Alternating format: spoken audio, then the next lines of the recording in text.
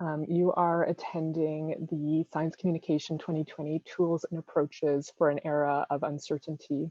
And when it comes to completing the survey, I just wanted to highlight that the code that you'll need to use is COM, C-O-M.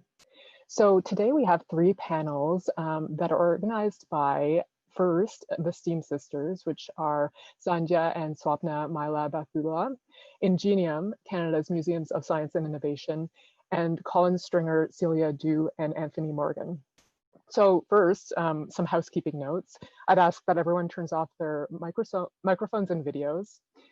Secondly, this will be recorded with the exception of the breakout components, and maybe I'll turn to tech and just ensure that we are recording. And third, in the chat box, I'll be adding links for the survey. So that's there now, and I'll add it at the end of the session as well. And we ask you to fill these out. So it's one survey for the symposium at large. So I do recommend that you fill out the survey at the end if you're intending to watch all of the panels, or if you're only watching one, then please fill it out for that one. Excuse me. Also, please note that you can find the symposia agenda on the program page under the sessions information. And so without further ado, I'd like to pass the mic off to Sandhya and Sofia, who will be moderating the first panel. Thanks, guys. Thank you so much, Megan, and welcome everyone and thank you so much for joining us in the virtual world today. We're just going to start by sharing a presentation.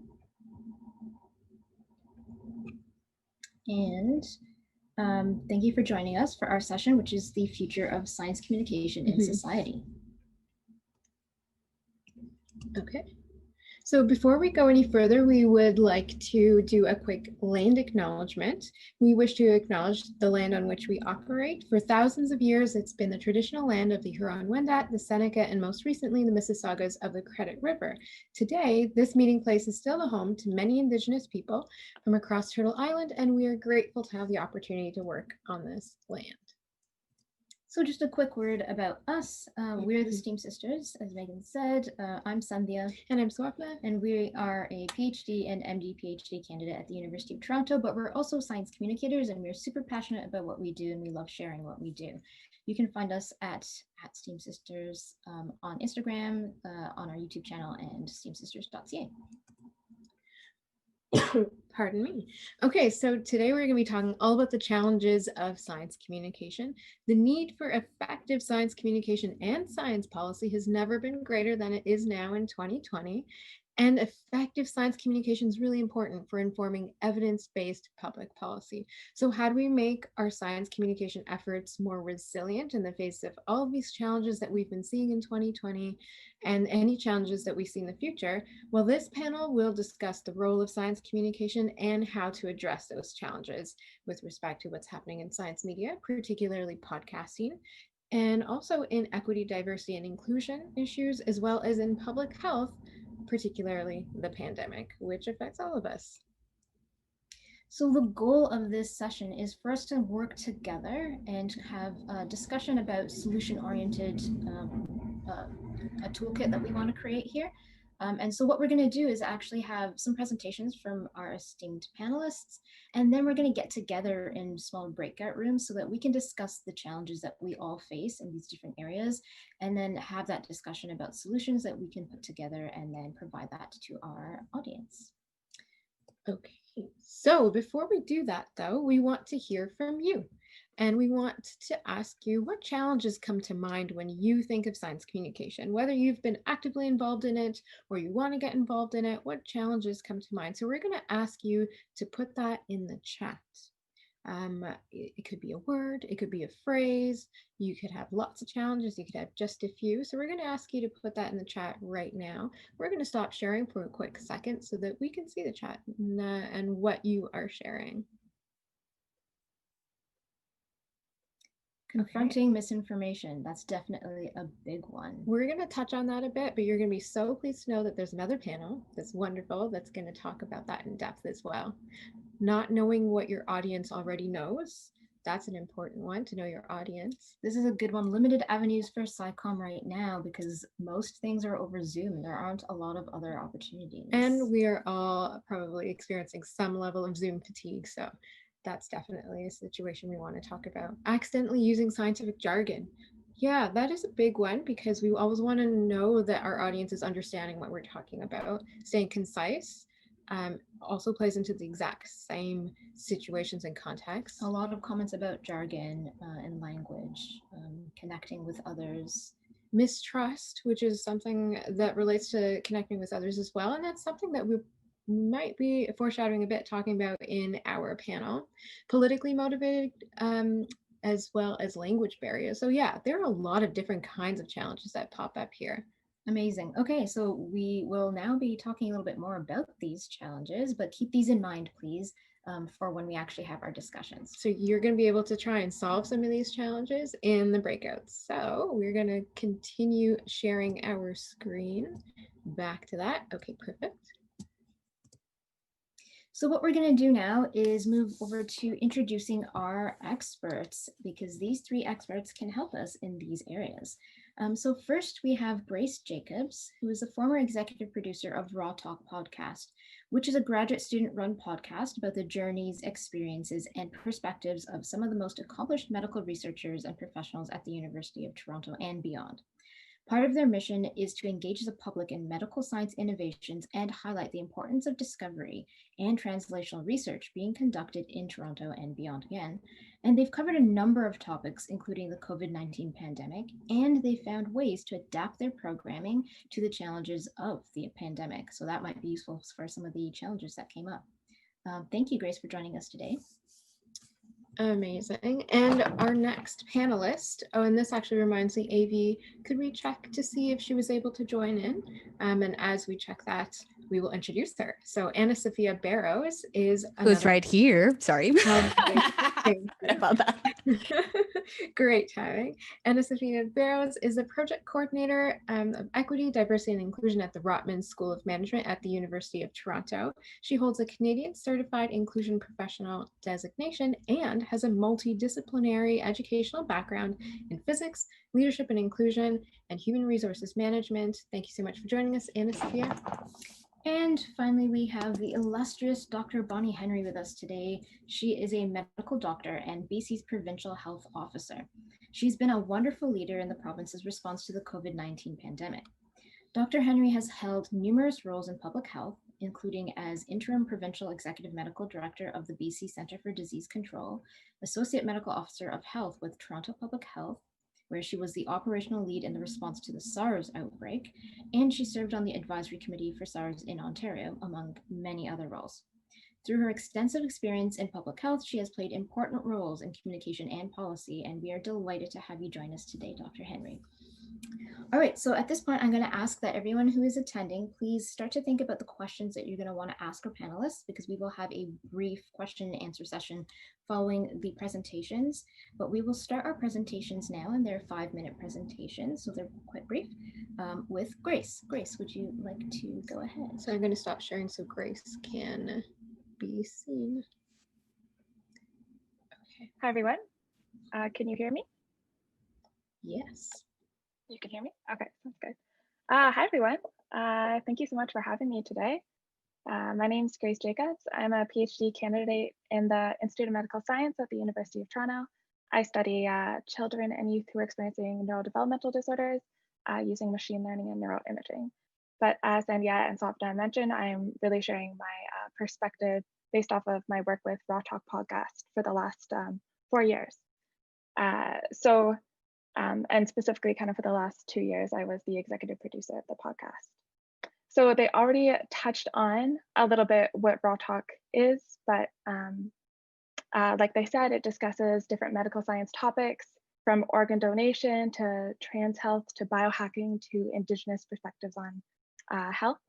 And we share perspectives and stories from really diverse guests, professionals to lots of researchers, but patients, community members, and as many people with lived experiences as possible. And we really want to highlight and promote the research culture in the Faculty of Medicine and engage the public in medical science innovations as well as translational research. And I'm really proud to say that the podcast has around 40 graduate students working on it. Now we've released 84 episodes. We release them every second week, and we have 55,000 downloads and 30,000 of those are in the last year and a half.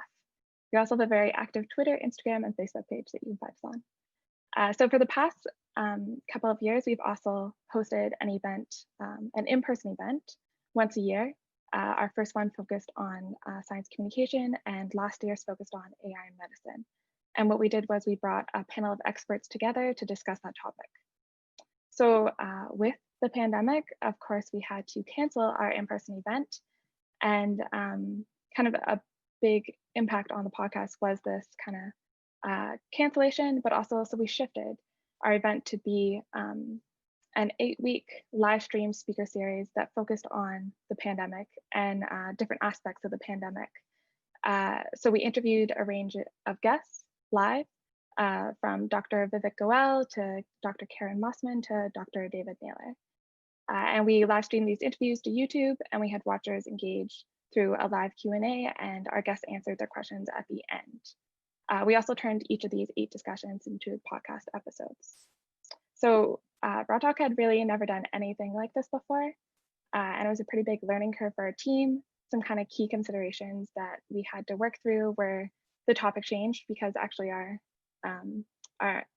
live event was originally going to be about climate change, which was the #1 kind of issue that Canadians were thinking about before pandemic. So things changed really rapidly there. We also had to think about the equipment and space that we needed in order to live stream and film the interviews on our side. Our guests were, of course, at home, as well as how to engage our audience online instead of in person. So our funding for the project was through Pillar sponsorship, and luckily they were incredibly accommodating when it came to completely changing our vision for this event from start to finish, including how we were going to spend the funds that they were providing.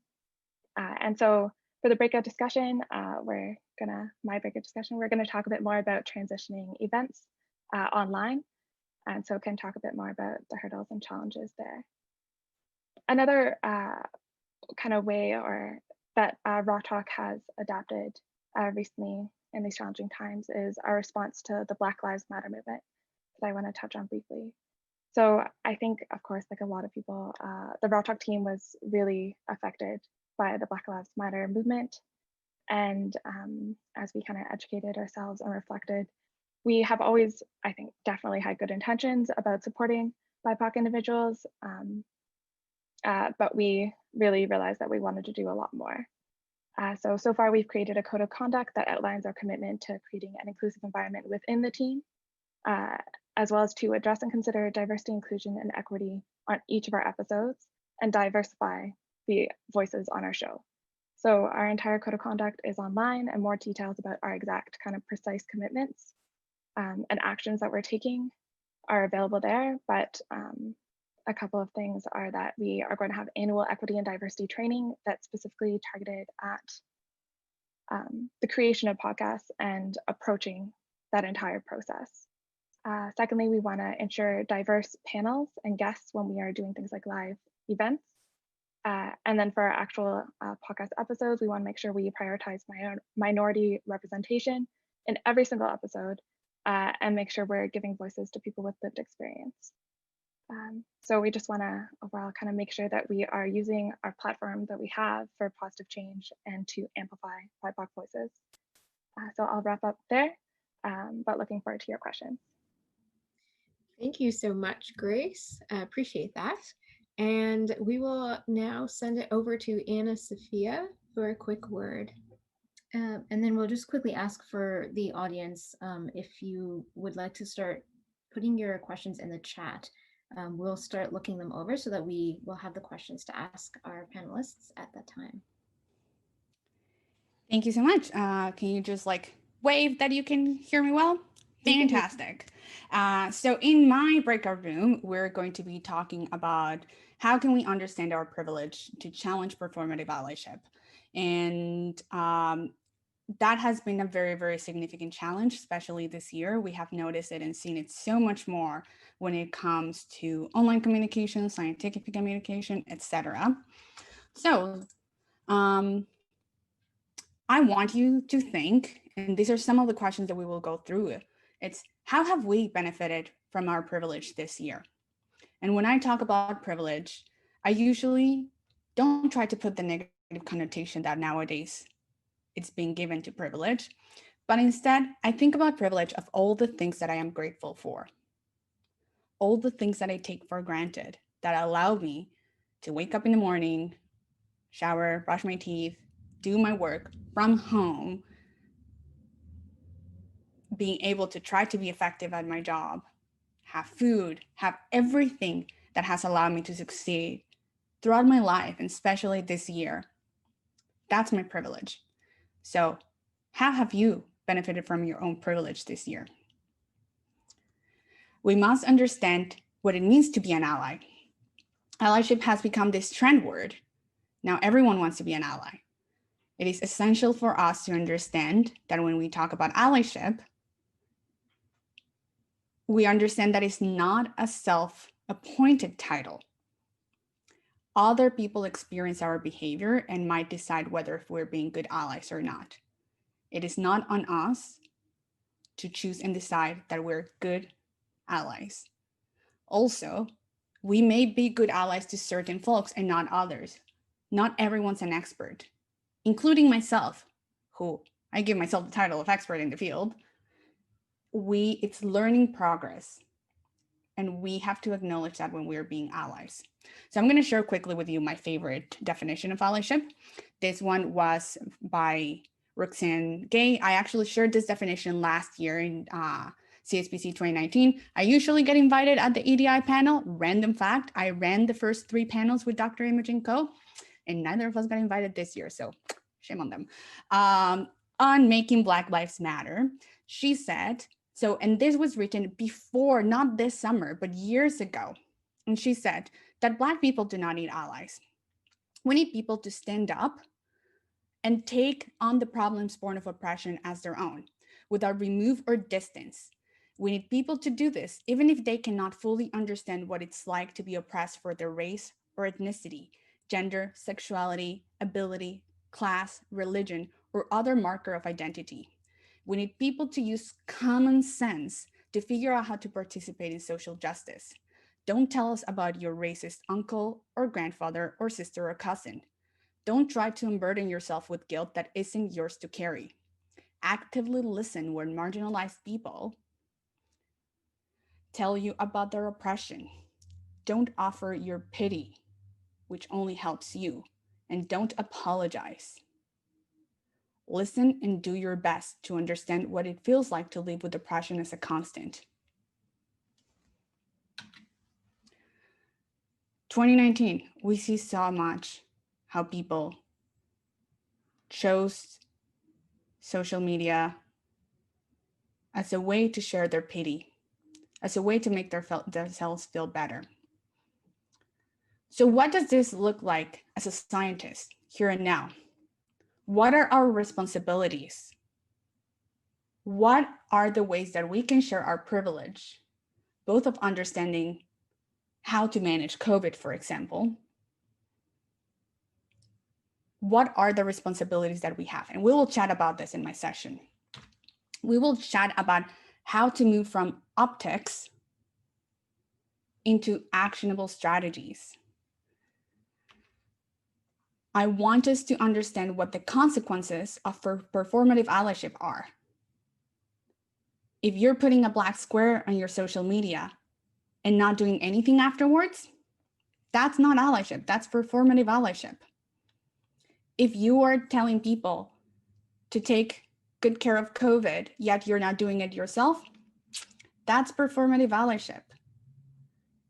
If when you're talking about COVID, you're not considering how Black and Indigenous peoples are being significantly more affected than the rest of the population here in Canada, that's performative allyship.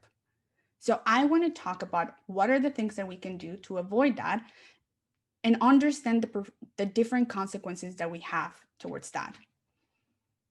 And I will want you to understand how to use your personal advantage and your privilege to foster better inclusion. So I'll see you shortly. Thank you, Anna Sophia. And now we're going to go to Dr. Bonnie Henry for the final talk.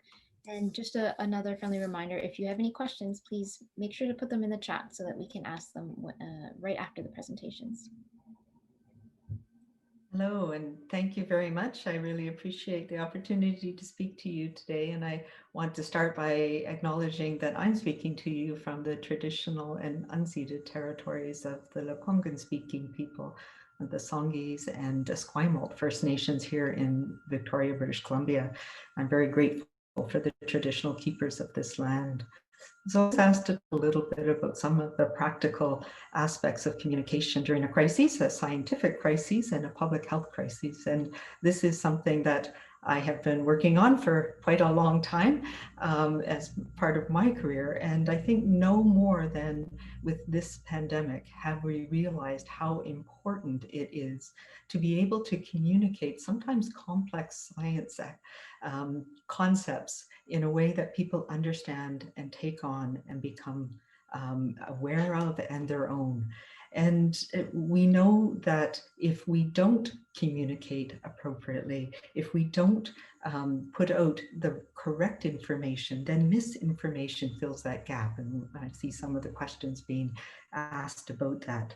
So, you know, we know that these imagined epidemics come out and fill those voids, fed by our own experiences, our individual past experiences, by rumors, by stories, and of course now by social media. So we have an obligation as people leading a response, particularly in public health, to be able to communicate appropriately. And things that I have learned, that if we do not communicate appropriately, we can lead to tragedy. But we can bring people together and foster the sense of community that we need to get through a crisis. We know that social responses to a crisis can include a number of different actions. So some people want to take control, and they're the people who say you need to mandate this and you need to make sure that everybody gets fined if they don't do exactly what you say, and they want to have everything to prevent something from happening. There are people who are focused on avoidance, about avoiding the problem altogether and hibernating. There's people who want to run away, and certainly in March, I wanted to run away, but there is no place in the world to run to. And there's people who take advantage of a crisis to blame and others. And we just heard about the issue of privilege. And what we are seeing with this pandemic, as we have seen with every medical crisis ever, is that it exposes inequities in our society. And this has been no different. And the stigma and scapegoating and blaming that can happen if appropriate communications don't happen is something that we also see. We've seen very early on the stigmatizing of Asian communities. And it is important for us to be able to communicate the science so that we can counter that. The one other social responses to a crisis that are important is altruism. And what my job is in communicating is being able to put the information and the actions together that foster that feeling of altruism and togetherness. And that is how we prevent trauma in our communities. That's how we work together to address the crises. So these are the things that that we have been working on, that I have been working on. It's never easy, and there's always, as I often say, there's always the recriminations, the class action lawsuits, and the public inquiries that parse apart every little thing you said, and you did too much or you didn't do enough. And those are the challenges that we face in exposing, in working with data that changes as we've learned more about this virus, as we learn more about the pandemic and the things that work and don't work. It has been a challenge to communicate that to people. And one of the things that we did very early on was commit to providing the data that we had to individuals publicly on an ongoing basis. And so I became, in many cases, the face and the voice of that. But there are many people behind us in in making sure that that data is accurate. And when we presented the first modeling data to the public, there was a lot of concern that people won't understand it. But I think we as scientists sometimes underestimate how people do understand scientific data and uncertainty. So very early on, language matters. And so using the terms "our pandemic," what we are going through, here's what we can do, and giving people the data so they understand it, the understanding of what we want people to do and why, and the means to do it. And that was a way of bringing people along, helping them know that they have they have things that they can do themselves to protect themselves and their family. We can also use that to drive the altruistic response. And I'm reminded of language that evidence itself never tells you what to do. It's always in the context of values and preferences and judgments. And that is the challenge. We as scientists think there's black and white sometimes, but there's not. In our communications and our messaging to people, especially in a crisis, we have to acknowledge that there's things that we don't know and be very upfront about that. This virus has reminded us we need to be humble because we cannot assume we have the answers, and we need to be honest with the public about the unknowns and the fears and anxieties that people face, and give them hope. Give them hope with the knowledge that we do have and how we are looking and following and finding out the information that we can as we move through this crisis. So I'm going to leave it at that. I'm happy to talk about some of the details of those different aspects, because, you know, the things that I have learned about the messages that we put out, about kindness. And kindness is more than being nice to somebody. It's about kin. It's about recognizing that we are in this together and having compassion for others. That's important. Calmness is important, and calm again is recognizing that we don't always know the other story, and it's not always visible that somebody is dealing with anxiety or they're dealing with the pressures of their business or a family member who's sick. And we need to take a step back and look at our reactions to those people to help them through this crisis as well. And that is what keeps us all safe. And more recently, I've been adding be brave, because it is now in a very challenging time. We've spent 10 months dealing with this, and it's hard and it's not going away. But we do have hope on the horizon. So now's our time to be brave and support each other. And these are the words that help us work together to get through this. And I just want to stop with a quote from Maya Angelou, who also said, "Every storm runs out of rain." I'm still waiting for that. But she said, "My mission in life is not merely to survive, but to thrive, and to do so with some passion, some compassion, some humor, and some style." And those are the things that help us communicate science. Thank you so much, Dr. Henry. That was fantastic, and some very excellent points there. So we see that we've got some questions in the chat, so we'll start with those. So now we're switching over to the question and answer portion. We'll just start by saying science communication is a very important tool in encouraging science literacy and evidence-based decision-making, from personal decisions in our everyday lives, all the way up to decisions made at the policy level that affect millions of people. And in 2020, as we all know, we've seen multiple challenges that have forced us to rethink how we communicate science, from the ongoing pandemic to injustices against BIPOC communities that have been brought to light in recent months. So with this context, we'll actually move to the first question from our audience. And just a quick note to say that we did start a little bit late, so we are a few minutes over time, but we're going to give the allotted 8 minutes for the question and answer period. So I think we can start with the question of, there were some really good questions here, but we'll start with to the panelists, how would you increase engagement online? And how have you found success during the pandemic, as everything has moved virtually, and what didn't work?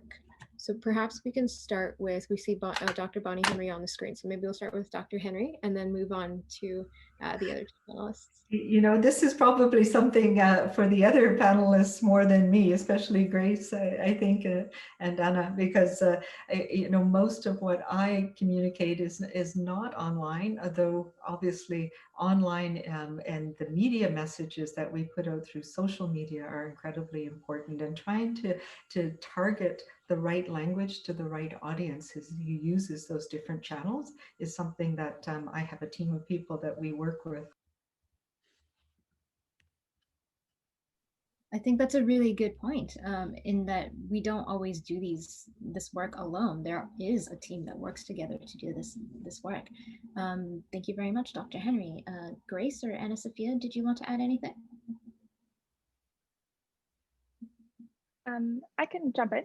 I was just gonna say, even kind of like the phrase online engagement can kind of mean a lot of different things. From kind of social media is kind of my first impression, but also even during an event, especially as we move into Zoom like events, often there's a challenge of getting people to ask questions and engage. And so there's also that aspect too. And then whether it's just if you're putting something out there like a podcast, like a video, how many people actually see it, I would also call that kind of engagement as well. So there's lots of different I guess, ways to answer this. And in each way, there's kind of different strategies that you can use and things that do and don't work. But maybe I'll kind of build off of social media. Actually, Raw Talk also has their own team to work on this, and they're amazing at it. But exactly, what Dr. Henry said, being really aware of the language and who you're targeting. Things too, like just like regular posting, and if you are putting out, or just making sure that the information is kind of complementary to whatever else you're putting out, if that makes sense. So you're not necessarily just repeating things, but you're kind of adding to the conversation and taking advantage of. Twitter is very different from Instagram, and being aware of those platforms and how to best use them. And you can even look up tips and tricks on, say, Instagram about times to post and all these kind of things that algorithms have figured out. But definitely just trying to, you want to drop, social media is often, you want to draw people in really quickly. People tend to have a pretty short attention span. So kind of right off the bat, getting across like most of your message, and then they can look a little further for more works really well. And with Instagram, really being aware of the images that you use to draw people in. I know that faces, people are more likely to read a post if there's a face on it, which is really interesting. Yeah, so those are a few things about Instagram and kind of Twitter, and kind of I'll just talk briefly about getting people to engage during an event. Some things we found that worked was that we very much before the event really highlighted that there was a Q&A period, and that we were setting aside like a whole kind of certain amount of time for our guests to answer questions, and just like kept kind of hammering that there was going to be a Q&A and people should participate, which really helped. And then kind of the day of, we had different members of Raw Talk kind of keeping it going too, so that there wasn't really ever there wasn't too long of like a silence on the chat, and just kind of reminding people of that. So just making it like really not letting people forget about it, we found worked really well with kind of encouraging like online engagement. Some things that didn't work.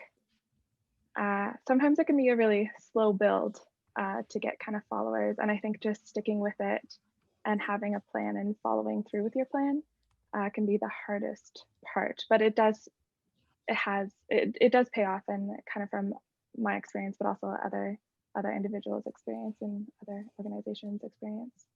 So I'll leave it there.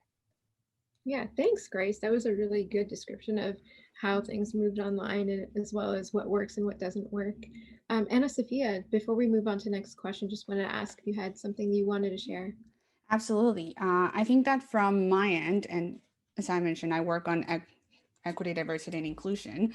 One of the big things that we have done at my office is understand the role in building rapport with whoever it is that we want our message to go to. So that many times comes from honest conversations, candid conversations, humane conversations and bringing ourselves into it, right? I think that people are appreciating getting that human touch to things. In terms of media, I would very much strongly recommend people to ensure inclusive representation. Representation really, really matters, but you have to know how to do it well so that it doesn't fall under performative allyship, right? Inclusive engagement. I would, for example, right now at CSPC, they're asking people to turn off their microphones and cameras. At my office, we do the opposite. You're allowed to interrupt as like if you have a question during a session, ask, right? Because it's the closest, like raise your hand, try to have that, make it as close to what it would be in person, right? If you do not feel comfortable with doing so, that's okay too, right? And now we have that flexibility. So don't impose that barrier, right? Fourth thing, it would be to embed inclusive practices in online environments, right? I have been very impressed to see that all this science communicators who are starting to engage in conversations of equity, diversity, and inclusion, yet their posts are not accessible, their articles are not accessible, there's not representation. So how do we ensure that it's not just talk and actually embedding? And just to let you know, so Dr. Imogen Ko and I co-author a paper, and Dr. Mahadeo Suke, who's the Chief Accessibility Officer for CNIB, co-author a paper on how to run inclusive and accessible conferences. And it got accepted in the journal Facets, maybe mispronouncing it. And then we're writing currently the second part of that on how to host inclusive online events and conferences. So keep an eye on that. It's coming. Thank you, Anna Sophia. So just keeping an eye on the time, we'll just ask one more question, and perhaps we'll ask our panelists to keep the responses a bit brief. And for everyone else's very fantastic questions that are coming There's in, some really good questions here. we'll just ask you to keep those questions and comments for the actual discussions, because we do want to give some time for the actual discussion in groups. So for our last question for the panel right now, how does one deal with the politicization of science, especially as we try to communicate with people in an increasingly polarized world? Who would like to start with this? Dr. Henry, would you like to start? Sure, I'll start because that is my world right now. And it is unfortunate that, you know, we have seen science being denigrated in some parts of our world, particularly in our neighbors to the south. And so this is a really important thing. I think it is important for us to have, in my role, to have conversations on an ongoing basis with our political leaders. They are the ones that make decisions about some of the key medical health issues that we want. And we don't always get what we want. They have to make those incredibly difficult decisions about does you know, the opportunity cost, do we spend the money here or there? So it is really important to build that relationship up ahead of time so that you have that bond of trust with the political teams, and that is something that that my role is very important to do. So we spend a lot of time having things in our back pocket and recognizing that you can't win every aspect, even though we want to. You know, we want to make sure that we are addressing climate change. We want to make sure we have every immunization program funded, but sometimes we need to bide our time. And as my mentor, my predecessor always used to say, you can make a point or you can make a difference. And that's hard for us in science sometimes because we think it's black and white. It's, you know, the data shows us that it's important to do this. But there are a whole bunch of other values that go into making those important decisions. And we don't always, we can't always say that it is just science and data that will drive those decisions. Those values are important. The preferences in our communities are important. Judgment is important about which one is more important right now. And those are things that is very challenging for us as scientists to negotiate and navigate. And that is something that I would encourage all of the people here to think about, that it's not just the really good science that I'm doing today that is going to change the world. It's how I make sure that the values and preferences and judgments of the community that I'm living in are balanced with the actions that we need to take. Fantastic. Thank you so much. Grace or Anna-Sophia, did you want to add a quick word to that before we move to the break? Anna-Sophia, please go ahead. Yeah, absolutely. So for me, I went from being in science, I studied physics, and now I'm equity, diversity, inclusion, working at management school, right? And one of the key things that I have noticed as I have continued to work with management education versus science is that scientists are not trained to perform change management or to have difficult conversations. There's so many leaders that I absolutely love who are in science. And now that I like see things that I saw as I was a scientist them do, I see how ineffective and things would not land. I think that there has not been enough work done towards developing the leadership skills of scientists. Very few scientists are taking upon themselves to learn how to do management right. There's this separation between science and other fields. Sometimes it can be arrogance. Sometimes it can be the lack of exposure. Sometimes it can be the fact that if you decide to take on something else outside of academia, it's poorly seen. And we need to take that out. And if that means that the agencies have to give more money towards scientists to learn to have these conversations, that's what it means. But anyway. That's a really good point. And perhaps we can try and help develop solutions to help close that gap in the breakout sessions. I think in this case, yeah, we will try and move ahead. We have so many wonderful questions here in the chat that we see, some on the topic of mistrust, some on the topic of how do you communicate at the evidence interface, and how do you communicate when the situation we're in, like a pandemic, has evidence that is moving from kind of flip-flopping, or as it would be perceived perhaps by the public to be flip-flopping. So how do you communicate with building trust with an audience when the information that you have is changing? So maybe you can sort of take those questions along with you to the breakouts. And as we move there, what we will do is we will share a screen so that we can give you information on how to move into it. We'll just go with this. I think for the sake of time, we will just have everyone equally divided into the 3 breakout rooms. It seems like people have questions on kind of all 3 of these topics. So hopefully you will be in a breakout room that interests you. So we are going to maybe take just a 1-minute break here just to make sure that everybody can get into a breakout room. And we will see you back at 12:46. 1-minute break. Take this time to stand up, stretch, movement break. Once we are back, we'll be in the breakout rooms actually doing the discussions. So get ready to be solution oriented. See you in a minute. Hello, everyone. I think we have potentially everyone back now. So what we're going to do, just to wrap up very quickly, is to ask for each breakout room if there's somebody who wants to share a quick summary, or perhaps even just an interesting point or your favorite point that came up in your discussion. We'll ask you to keep that to maybe 30 seconds just as we wrap up. Anybody from breakout room 1 with Grace have a quick thing they wanted to share?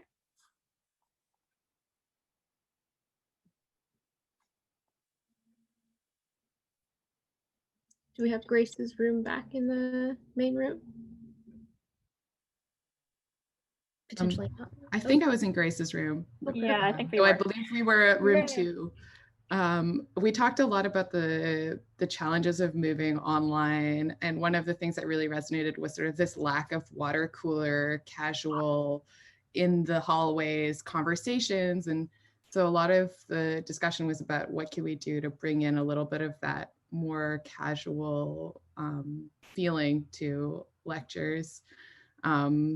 By, I don't know, we didn't come up with that many solutions, but there was a nice reminder that though there are more challenges of these platforms, there's also positive points, like shyer folks might be more comfortable engaging via chat than they would be in an in-person classroom style communication. That's a fantastic point. That's a really good thought, and I think that is part of the process, recognizing the positives along with the challenges, because that is part of the solution. We can take advantage of part of the new venues that we have to use in order to elevate the platform of folks that maybe were having difficulties being heard previously. And it is an evolving process to find solutions, so that is entirely fine. Well, why don't we go to the breakout room with Sofia to see what thoughts we're building there. And I was in that room, so I know there are lots of really interesting thoughts there. Absolutely. If anyone else wants to talk, feel free to do that. Otherwise, I can continue. Amazing. And we will, I'm just noting the time. We'll need to keep this one to about 30 seconds and then we'll move on to the next one. Go ahead, Sofia. Okay, then I'll just go. Yeah, one of the big things that we talked about was language and having access to this sort of communications. One big thing that was also mentioned is leading by example, being able to understand what's happening and not blocking the miscommunication that may be happening from us, because it's essential for us to know what is happening in order to better deal with it. Also, if you start unfollowing people who disagree with you, then you're not doing any effect in that, right? So that's very important. And then the other big thing that came to idea is having science outreach liaisons who are in organizations, faculties, agencies, profits, not-for-profits, anything, having scientific communications liaisons who know how to implement inclusive communication standards and also able to translate in a way that they are taking the burden out of scientists, because not all scientists are trained to do this, right? So maybe making it more normal. I mentioned the example of Ryerson has SciExchange with Dr. Emily Agard and Lee Paulseth. I see, for example, right now, Krishana has joined this chat. She participated in Soapbox Science, which has scientists shared about their research in soapboxes. So we need to start challenging the status quo of what science communication looks like. So those were some of the things. Anyone else wants to add? Go for it. Amazing. So it's a wonderful idea to have the engagement of a champion from the community that you're trying to communicate to. And perhaps 30 seconds with Dr. Bonnie Henry, and then we will wrap this right up. So did anybody want to share a point that came up from Dr. Henry's room? There's some great conversation going on there.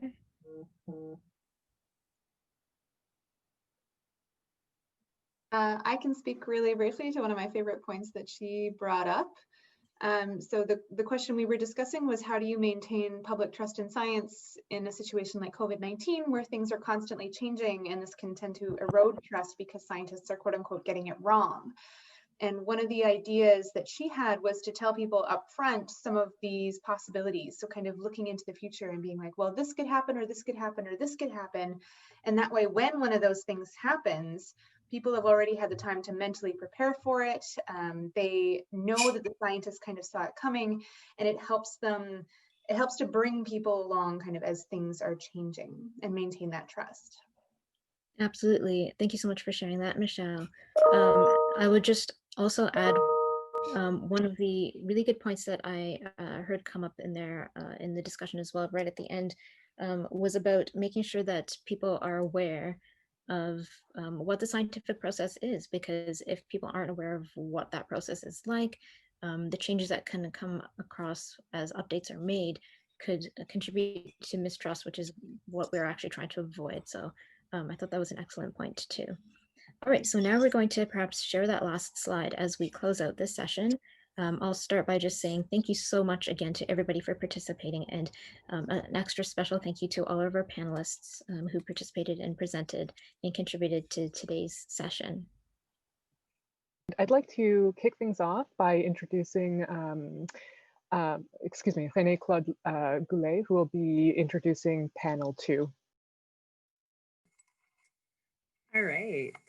Well, welcome back, everybody, and welcome to those who might have just joined us. Thank you for sticking around. So our panel today is limiting the impact of misinformation and disinformation, planning, recognition, and response. I'll just get the PowerPoint started here. Just 1 second.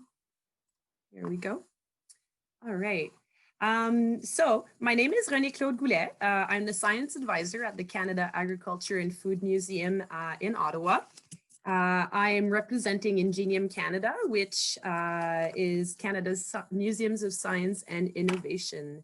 I'll be moderating our presentation and Q&A discussion today. So feel free to ask some questions, to put your to put your questions in the chat, which I cannot see at the moment. So I'm just going to flip through my screens here.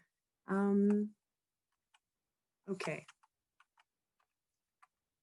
So I'm unable to see the chat. Oh, here it is. Nope. Just 1 second. Before we really get started, I want to, okay, there we go. I can finally see the chat. So feel free to put some questions in the chat as we go. We'll be keeping an eye, and we'll have some moments at the end. We'll try to keep about 15 minutes for discussions. But as things go, we'll see how much time we have. So feel free to ask questions along the way. So we had some really great insights from our first panel by the esteemed sisters Sofia and Sandhya, and they're wonderful panelists. So it was really great to hear from Bonnie Henry, from Grace, and from Anna Sofia. We'll be continuing the symposium by bringing you some experts in the field of misinformation who will shed some light on the cognitive science aspects of misinformation and disinformation, its societal impact, its spread, as well as what to expect from organized and motivated opposition. So these are all hot topic items, especially as we're living through this infodemic. So Ingenium, no, I'm trying to, okay. Ingenium is, who are we and why are we interested in this? So we're 3 museums in Ottawa. So that includes the Canada Science and Technology Museum, the Agriculture and Food Museum where I work, and the Aviation and Space Museum. We also have a national collection and conservation center where we do research, document our collections, clean up artifacts, make them last a long, long time. As science and technology museums, we really end up being an interface between science and society. So we have a lot of those hard conversations with the public, and online and in person through programmings and exhibits. So tackling topics such as climate change, genetic engineering, space exploration, which can have its contentious aspects. We're no strangers to the increasingly damaging effects of misinformation on public trust of science and also on the erosion of truth. We spend a lot of our day thinking about scary science, scary technology, and how you bring it into the public eye effectively as to influence the discourse in a positive fashion for policy and for making a better world, in a sense.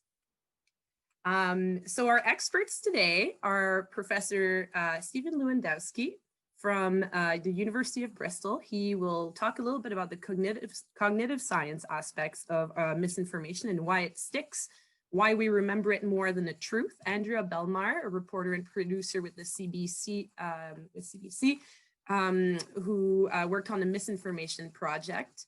And we also have Ahmed Al-Rawi from Simon Fraser University. He's an assistant professor of news, social media, and public communication. And we'll be taking a look at motivated opposition campaigns and bots in social media and how they factor into the misinformation and disinformation landscape. And finally, Kimberly Gerling from the interim executive director at Evidence for Democracy will bring us some practical bits of solution. Finally, we'll have our discussion. So again, feel free to ask questions to any or all of our panelists, and I'm sure they'll be able to elucidate some things. Before we get into the juice of things, let's look at misinformation and disinformation. So we often conflate them, but they're actually 2 very distinct types of bad information. and it can sometimes be fairly difficult to tell apart. So misinformation, we're really looking at false information that's spread regardless of whether there is intent to mislead or not. So you could think of an example of this as like garlic can have antimicrobial properties, so it can fight off COVID-19. That's misinformation. Disinformation, on the other hand, is completely false and or fabricated information. It's spread deliberately. Okay, so that's the main difference. It's spread deliberately to mislead and deceive. And this is often the product of motivated opposition. An example could be the conspiracy about 5G towers spreading COVID. So misinformation and disinformation are not new or unique to COVID-19, as all science communicators know too well, but it's just accelerated by our global connectedness, the speed and ease at which we share information. This is all provided, of course, by social media. So we're really experiencing a new thing in terms of this is the first time we have a global crisis with social media. So how do we work with that? So I like to look at Google Trends, though this is not very scientific, so we have to be careful about what assumptions we draw from it. I'd like to point out how, like I was mentioning, this is not really a new thing. We saw a lot of interest in misinformation and disinformation as topics around the Iraqi war era. So like the George Bush administration, there is a lot of search hits in Google for the topics of misinfo and disinfo. Around 2004, things calmed down around 2010. And then finally, in April 2020, we see a massive uptick here in Google searches for the topic. So it's something that seems to ebb and flow in terms of public consciousness of what it is, where it is, how it exists. And it's definitely something that is affecting our fight against COVID-19. So this is just the beginning. If you do, again, a quick Google search for misinformation in the news, a lot of headlines these days, especially in the last couple of days. I've been doing extra reading and there's a lot of new content coming out about misinformation, especially as we're looking at heading and having a vaccine. So even Dr. Theresa Tam mentioned, we will need to immunize the public against misinformation. This is going to be a serious game. But basically, it's just all over the news. It's everywhere. It's really time to address it and look at these conspiracies that cause harm beyond just our public health system, but also our infrastructure, such as the 5G towers. There's been a recent Angus Reid survey where the results indicate that 39% of Canadians would seek a vaccine as soon as it was available. 38% would wait and see a little bit. There is about 16% of Canadians were a hard no for vaccine and 7% undecided. So given these facts, it's really going to be something that we're all going to have to team up together. It's not a one person, one group problem. This is a community issue that we'll have to tackle. Oops. So given this, I will keep my intro short and leave the stage to our panelists. We'll be starting out with Dr. Stephan Lewandowsky from University Bristol. There is a link that I will copy and share again. Everybody, you can go to this link here, and this will allow you to participate in the activity that we have to kick off our presentation. So Dr. Lewandowsky, I leave the stage to you. Okay, thanks very much. And yeah, so for starters, in case you haven't clicked on that link yet, and if you don't want to tie up your browser, just point your mobile phone at this QR code and you will end up in the same place. This is a way to participate in some of the questions I'm going to ask you, just to sort of make it a little interactive. By the way, you don't have to fill in your name or anything, just click join, ignore the name and all that stuff. And then in fact, you should be seeing my slides as I go through my show. Now, I want to start out with something incredibly difficult. I want you to consider these two photos, and as a warm-up exercise in the interactive component, I want you to think which of these two photos has more people in it, okay? So what should happen now is that in your browser or Turning Point app, okay, where this is not, oh, everything crashed. Okay, I've never had that before. Let's try it again. Okay, hang on, where that's unusual.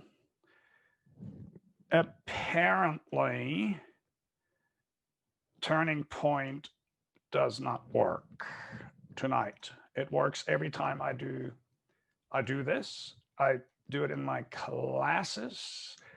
I apparently cannot do it here. Well, that's unfortunate, but that's life.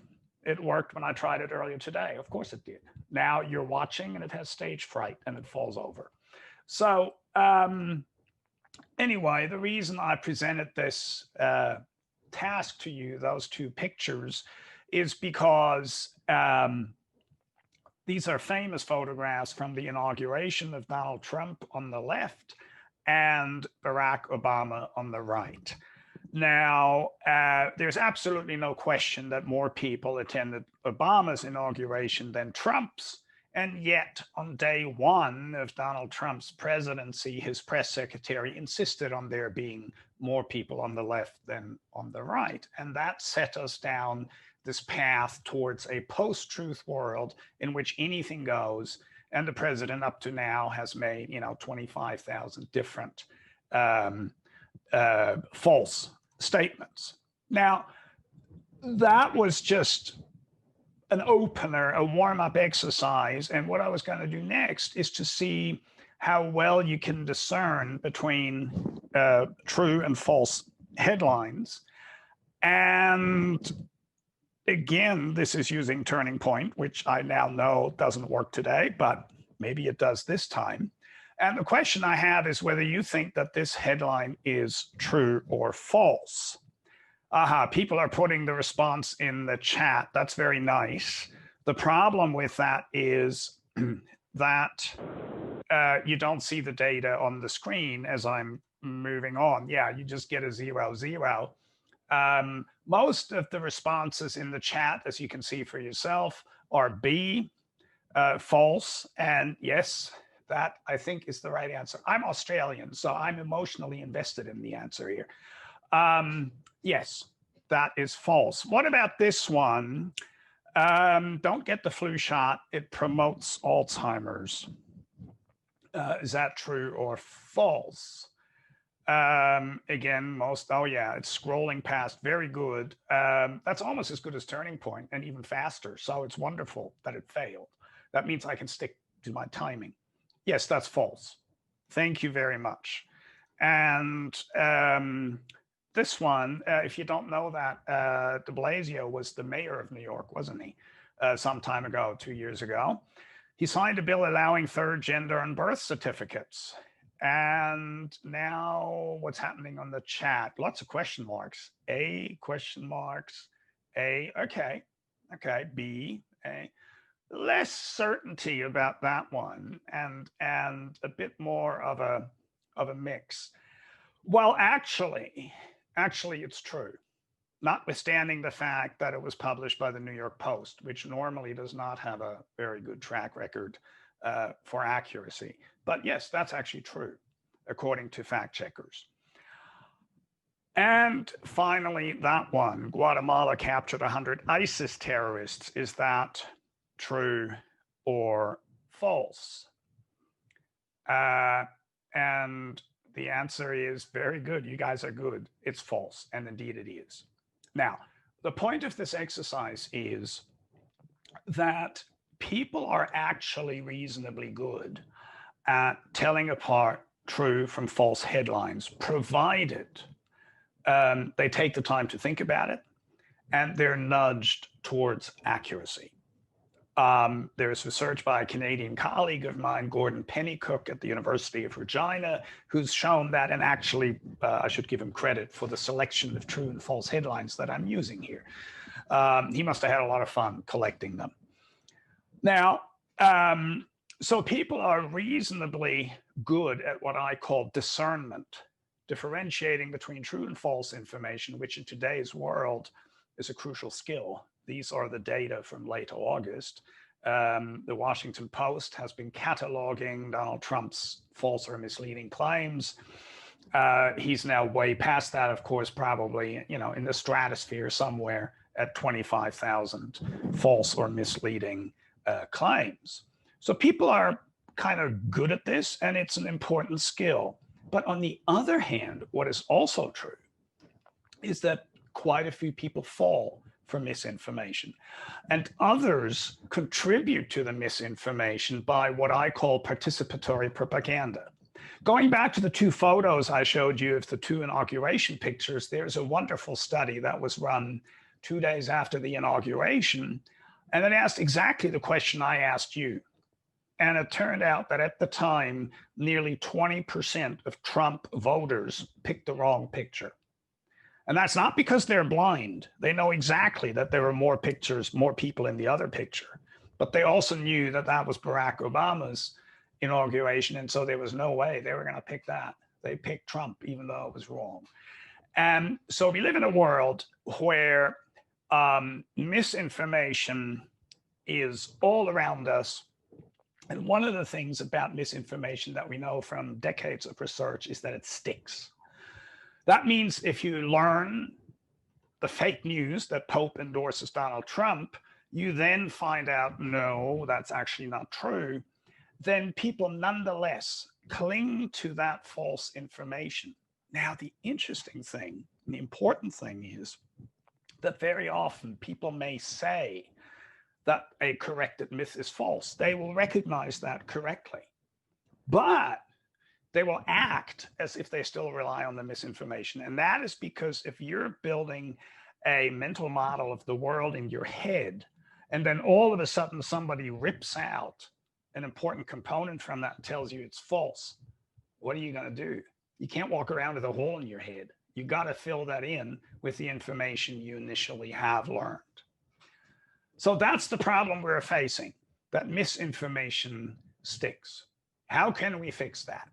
Well, I just published a debunking handbook, which is in the link behind me, where we go through a whole bunch of things that we can do to deal with misinformation. One thing I want to tell you about here is inoculation.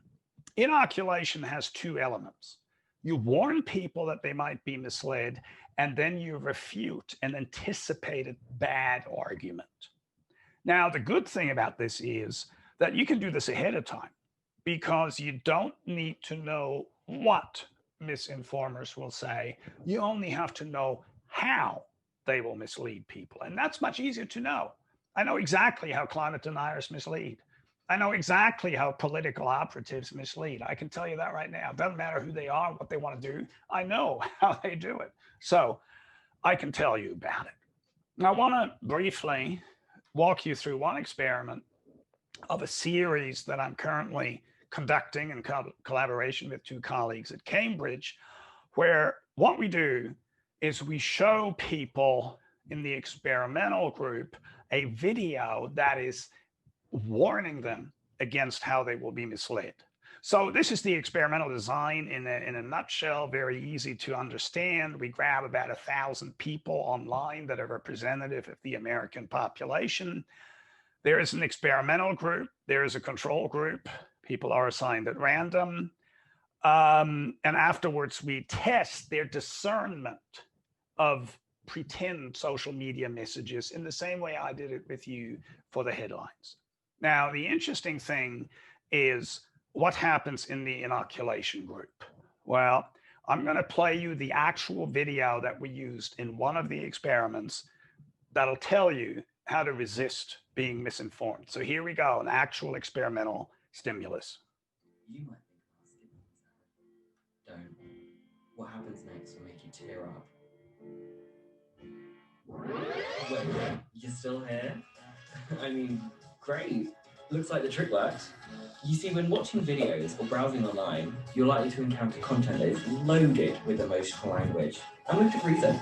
Playing into emotions, especially negative ones such as fear, anger, or contempt, is a trick to get you to pay attention to something when you otherwise wouldn't. It's likely that is a big part of the reason you're still watching this ad is because you were lured in by our use of emotional language in the very first sentence. Research has shown that expressing emotion is key to the spread of moral and especially political ideas in social networks. So let's say when you're writing a headline and you're trying your hardest to manipulate your readers to click. One thing you can do is pepper your headlines with a bunch of emotionally charged words. Call it a horrific accident instead of a serious one, a disgusting ruling instead of a disagreeable one, or a heartbreaking twist of fate instead of an unfortunate coincidence. That way, you're likely to reach more people and influence their reactions. So let's see how this plays out in real life. Let's take the following headline from the movie Angry. No emotional manipulation at play here, just to the point, no nonsense coverage of such an important event in world history. This headline, on the other hand, see what they did there? The writer used an emotionally charged word like revolting to describe a whole group of people. I mean, these people. Oh well, you get the point. They're fear-mongering. So whenever you feel outraged or angry, remember, someone may be pulling your strings. Don't be manipulated. Truth Labs, the whole truth and nothing but the truth. So there you go. That's us, the Truth Labs. Now, what happens if you are presenting that video to people and you then test them with the stimuli that I'm showing you here? I'm highlighting the text because it's too small for you to read. It's about an 8-year-old girl that was abducted yesterday at Disney World. Oh my God. And then people rate how manipulative the post is, how confident they are in their assessment of that, whether the post is trustworthy, and importantly, whether they would share that post with people in their network. And what you find is that the people who are inoculated there on the right in each pair of violin plots, they perform better. They are better able to discern whether a post is manipulative or not, because we're presenting them with both. And the answer is what they have to do is to differentiate between the two types of social media posts. They do significantly better after inoculation. The same is true for ratings of trustworthiness. They're better able to discern whether something is trustworthy. And even though it doesn't look like much, the difference is also greater on the sharing score. It's a very small effect, but it's highly significant. And if you scale that up to social media, and out of 100 million people, you're shaving off 1 million who are not sharing a post, then that makes a difference. So inoculation, which is what I've just given you a thumbnail sketch of, is a currently very promising technique to protect people against being misinformed. We've tried this with potentially radicalizing material, Islamist and Islamophobic. I've just shown you that it works against emotional manipulation. It works against common techniques of climate denial, such as fake experts, and various other rhetorical disinformation techniques. And we're now doing a battery of experiments with these little videos to pin this down further. So that's one of a number of things we can do about misinformation. Here again is the link to the Debunking Handbook 2020 that we just published. This, by the way, was authored by more than 20 people who are leaders in this field and who, through a very complicated but transparent process, agreed on the contents of this document. So I would claim it's a consensus document of debunking science in 2020. And of course, it's free and you can download it there. If you want to go into much more detail of the relationship between technology and democracy with a big emphasis on misinformation, then here is a hefty 172-page report for the European Union that a team of authors and me in the lead have also just completed. That's also in the public domain. And if you really, really, really want to know, then the answers are in there. And I think with that, I'll stop and make sure that we have enough time for Q&A later. Thank you. Thank you so much, Professor Lewandowsky. That was very enlightening. So again, if there's any questions about what was said so far, feel free to put that in the chat, and maybe even think of how you might apply that in your field of work, where you are in terms of science communication and policy. I was really interested by the effects at scale of, like, a small thing can have a really big effect. I saw a graphic recently that was similar, and it was about squashing misinformation, and they were showing kind of like a graph that expanded, but how if one person didn't share something, you know, it would kill off one of the branches, and then your graph would stay small. So very interesting. Next up, we have Andrea Bellemare from the CBC, who will present to us a little bit about how misinformation spreads and her experiences from journalism. So Andrea, whenever you're ready. All right, let me just try to share my screen here. 1 second.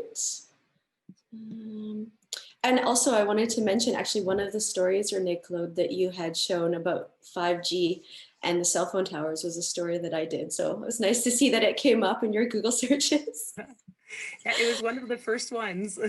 Yeah, let me just pop in here. So some of the things, can everyone see? I'll just go into presenter mode here. These slides.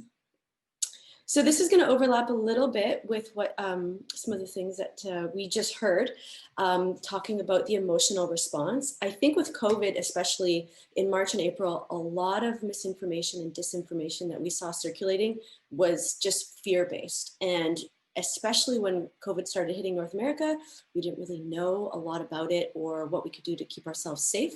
So we saw a lot of misinformation spreading, and I'm actually going to play a video that we debunked early on. And I think that it just really hit that fear response. And we saw that, of course, when we were watching the inoculation, it really hits on emotional responses. So some of those words that we saw, like disgust, fear, anger, that might be a reason why people might share information that is misleading. We also see that it might confirm to your pre-existing beliefs. And one of the interesting things is that we also know when you debunk things that people will also come back and say, well, you know what, that might not be true, but it feels true. So they might know factually that it's correct, but they still want to believe it's true because it also conforms to their worldview or it somehow enhances an emotional response that they're having. We might see that people might share things just in case. So we saw this a lot in the beginning with, you know, cures for the coronavirus. People might say, oh, you know, like as you mentioned, garlic might cure it, or gargling with hot water might prevent you from getting it. And it's not really necessarily going to hurt you, but people are sharing it just in case. You might see that as, of course, with, you know, relatives or in a personal group chat, which is one way that we see it. I think also we see through this, there's a rising mistrust of authorities. And one of the ways in which that really came out early on in the COVID pandemic was we did get some conflicting information from the World Health Organization, and then they had reversed some of their positions, especially in terms of masks. So people then began to say, well, if they said one thing and now they're saying another thing, how do I know that I can trust them? Which I think is a fair response, but that is a challenge that science communicators might face.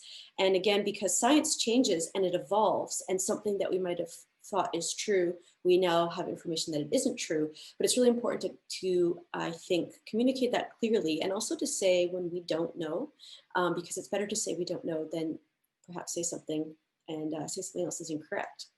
Another thing, this is a really big thing that we see, is information vacuum. So if you Google something and you only come up with results that are misleading or incorrect, that does mean that people are more likely to share that information. And something that happened really recently that's very interesting, I'm actually going to just pop out of this for a second because I have a link that I want to share in the chat. So this actually article came out yesterday. And there's a Twitter researcher, there's a researcher from Concordia named Marc-André Argentino, and he talks a lot about QAnon. And it's really important because QAnon is relatively new to most people who aren't on sort of, I would say, the fringes of the internet. Let me just see, where's the chat here? Okay, I'm gonna pop it in afterwards. But anyway, what happened is this whole article is about somebody who came across this Twitter thread by Marc-Andre talking about people who were affected by QAnon, and it actually led him to believe that he should leave the movement. And so this was an example of where information occurred that was something that was useful, because often what happens if you're Googling, or in the early days, you were Googling QAnon, you would just see information that might lead you to stick to that worldview. And this is an example of fighting that information vacuum. And then of course, especially with social media, what we see is algorithms. So if you have an algorithm that prioritizes engagement rather than correct information, if something triggers you and you're angry and you share it and there's a lot of commenting on something, that might push something up a social feed, which you might not see otherwise, and leads people to engage with it and believe it. But that doesn't necessarily mean it's correct information. And that goes hand in hand with ease. If it's easy to share something, we often share it. It's easy to press share, it's easy to click. And recently we've seen that Twitter has actually put in an interstitial, and some reporters have joked about this as they're going to retweet their own fact-checking article, and Twitter goes, "Are you sure you want to check this?" And they're like, "It's my own article, I wrote it." But this is something that we see that Twitter introduced just recently to try to slow down the rate of misinformation around the US election. So I thought that was very interesting.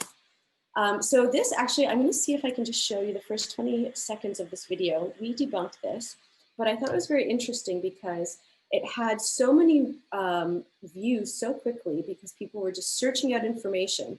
And I'm just gonna see if I can play this here. 1 second.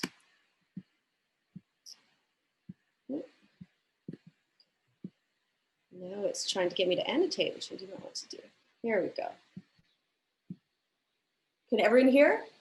Yeah.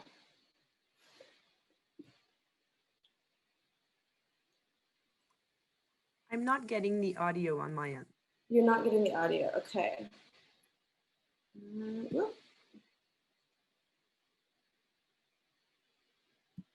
Is anyone else getting the audio or nobody? No, okay. Nobody. We will see if we can just put this in the chat after as well. So this woman is basically showing us how to make an N95 mask out of a bra, which you can't do. An N95 mask has to be specially made, but you can see it now has 2.5 million views. It's still up. Lots of comments, although you can see some of the comments are fact-checking her, but this was something that just really appealed to a lot of people. They wanted to be able to make masks when they couldn't buy masks when there was a shortage. It hit in the emotions. It felt like something that you could easily do at home. And I think that was something that really was attractive to a lot of people. And so that's why it's circulating. You can see, it makes claims that natural materials like cotton and wool can repel the viruses, which it doesn't. And this was something that I just thought was really, really interesting. And our next slide, we're going to talk a little bit about, so these are some of the reasons why things get shared, but we might talk about some of the places where false and misleading information comes from. So one of the things that has happened as Facebook has changed its algorithm and what it's prioritizing in the newsfeed is it's really encouraged people to join closed or private Facebook groups, pages, and Instagram accounts. And one of the things that happened with that is that it has allowed misinformation and disinformation to spread. It's harder for us as fact checkers to get in there and to debunk it. And it also creates these closed echo chambers. Another way that misinformation spreads is through messenger apps. So WhatsApp, Facebook Messenger, and others. There are especially some countries in which some primary forms of communication are done through WhatsApp. And so things can circulate very quickly. And sometimes it's very hard for us to get into fact check because we may not be in these groups. Very famously, a colleague of mine in Montreal actually debunked WhatsApp messages that were circulating among Haitian Americans that said that if they came to Canada, they would automatically be granted asylum status, which wasn't true. But it was something that may have led to more people trying to cross the border at Roxham Road in Quebec. So these things have real world effects, and it's very interesting. It's also hard for us to always find out where they're coming from. Distraction or emotional arousal, two things that I think a lot of people have been dealing with this whole year. High emotions, distractions, having to work from home, a new world. So it can lead to sharing information before trying to assess accuracy. And as we've shown, news content may be prioritized in the algorithm. And my last graphic, this is from First Draft. They're a wonderful organization that helps train journalists and others on fact-checking and debunking. And they call this the trumpet of amplification. So this is one method in which disinformation in particular spreads. So this is disinformation where people are trying to mislead. So it will start in the anonymous web. We'll see things bubble up from 4chan, 8chan, other anonymous message boards. It will go into closed networks. So that might mean some of the private groups that we were talking about. It may also filter into other conspiracy communities. So we might see that on like the R conspiracy subreddit. That's one place that things have come up. And then it bubbles up from there into social media. From there, it can be picked up by professional media like us. It can also be picked up by influencers like celebrities or people that have big followings. And that's kind of the way that which it spreads, which is interesting because these also may be things that you want to take advantage of if you are trying to fight it. And my last slide is that platforms' decisions matter.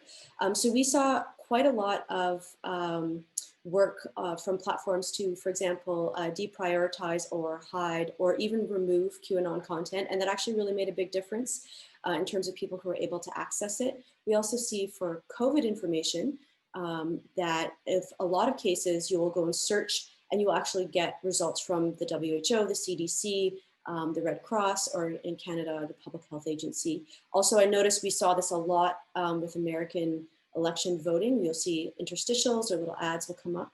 And it does matter if platforms make the decision to limit or remove content because you can't share the content if it's not there. And one last thing I would say as well is that if you're a science communicator, you may expect pushback. I get a lot of pushback in my own work in terms of tweets, emails, people that want to say that what I'm pushing is incorrect, or they might attack me personally. That might also happen to you as a science communicator because there is a lot of emotional attachment to some of the things that people are sharing or are reading your debunks. And that's it. Thank you so much, Andrea. Really interesting insights on the reasons why we share emotion, the idea of, taking down information, the information vacuum, looking for information in the absence of anything official. Sometimes as science communicators, we're a bit slow to get out there because we want to make sure what we put out is factual and exact. So keeping a step ahead of the news basically would almost be a strategy here. So we only have 22 minutes left, time flies. So I will let Ahmed Al-Rawi present now about disinformation and what you can expect from motivated campaigns.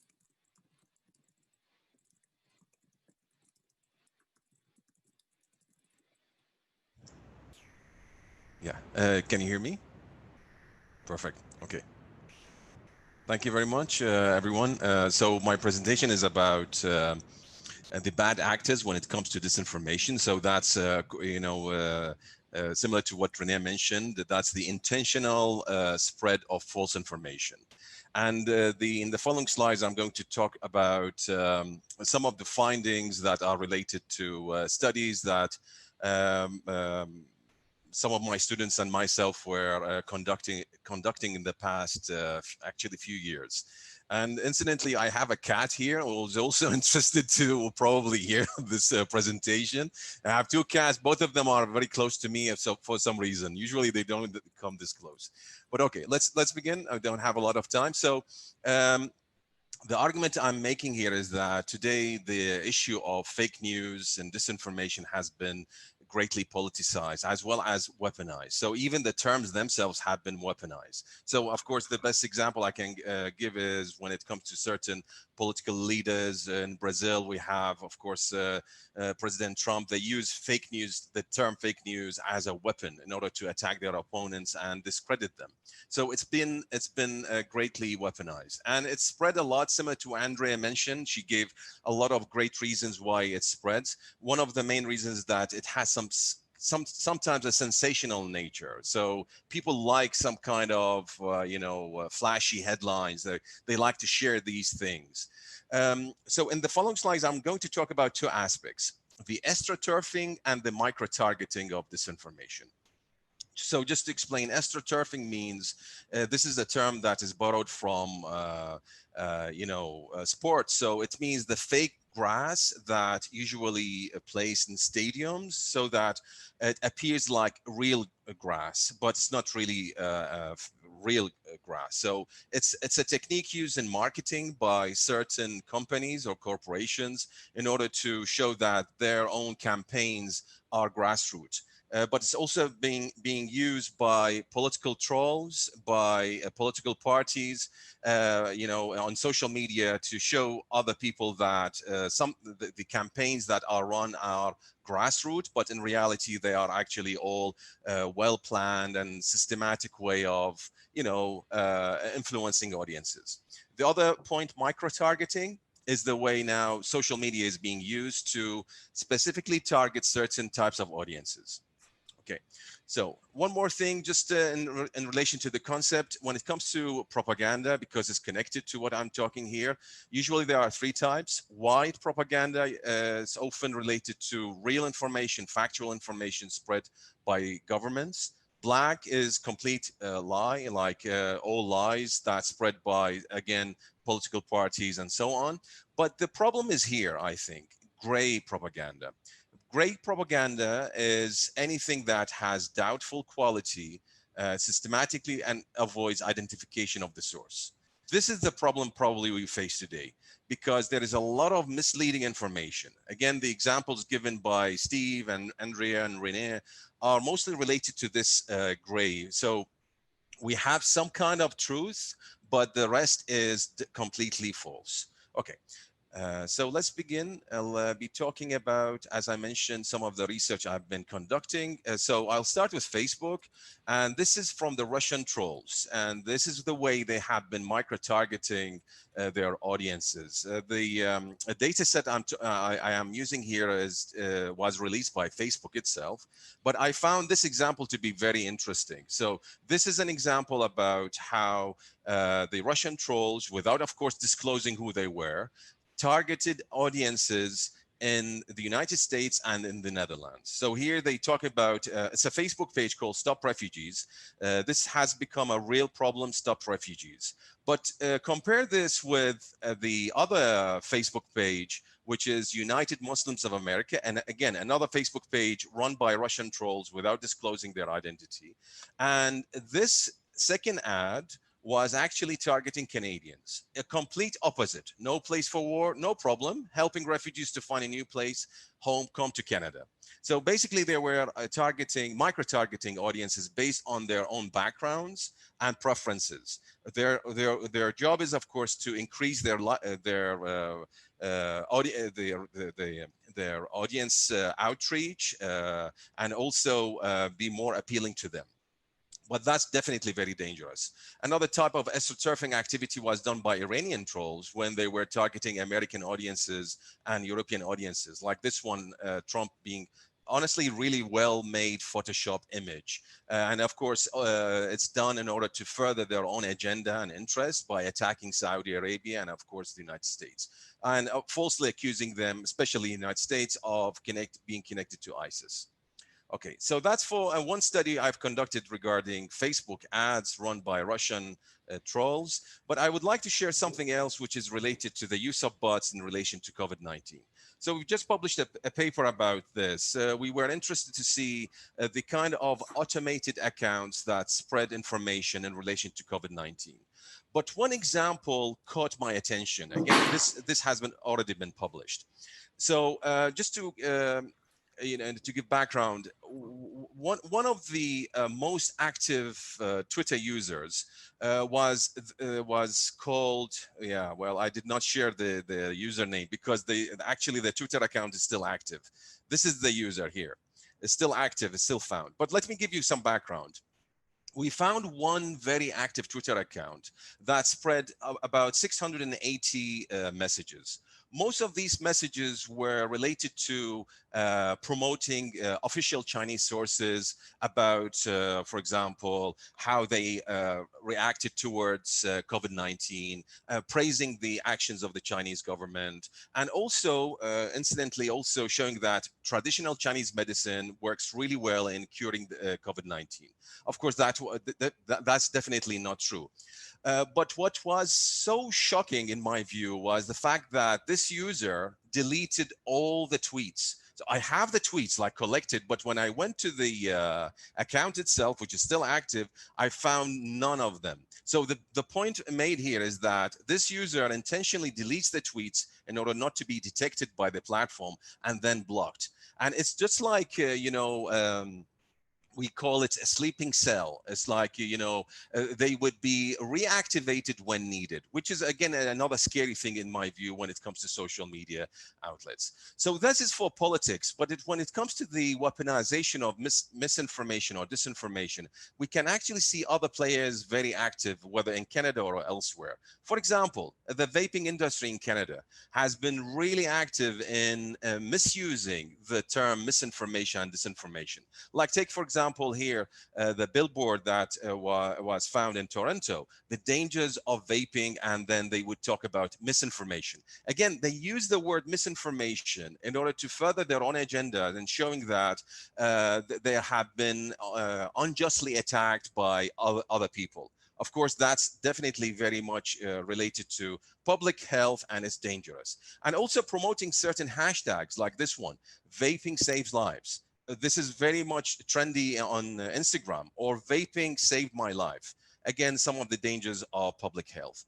On Facebook ads, we see other issues. Again, that's part of some studies I'm conducting. So, for instance, they pay Facebook in order to disseminate ads, also showing the same issues. Like, there is a lot of misinformation about the vaping industry. Again, and also they cite some kind of spurious websites like this one, newsmedical.net, never heard of it, but they would also micro-target audiences, like spreading these ads to, or sending them to different audiences in Ontario, Alberta, and so on. That's some of the dangers, and that's for the vaping industry. My last slide is this one. The oil and gas industry also has been very active in doing the same thing. For example, they talk about, and they pay money to disseminate information about what they call fake science regarding the oil and gas industry, and also attacking anyone who would defend climate issues. So that's it for me. Thank you very much for your attention. Thank you. Thank you so much, Ahmed. It's really quite disturbing to see what we're up against as science communicators. I think we might have all been victims of bots maybe at some point. I know I have, working in agriculture. It can be a contentious topic. And yeah, I've definitely been caught up in that kind of thing. So comments in the chat if you've experienced something like this. For our last presenter, I would like to present to you Kimberly Gerling, who is the interim director of Evidence for Democracy, bringing you some real solutions that you can try. Go ahead, Kim. Hi, I'm just going to share my screen here just a minute. See if I can get this working. Perfect. That's good. Awesome. I'm just going to go into presenter view. One moment. All right, can you see my screen? We're good? Awesome.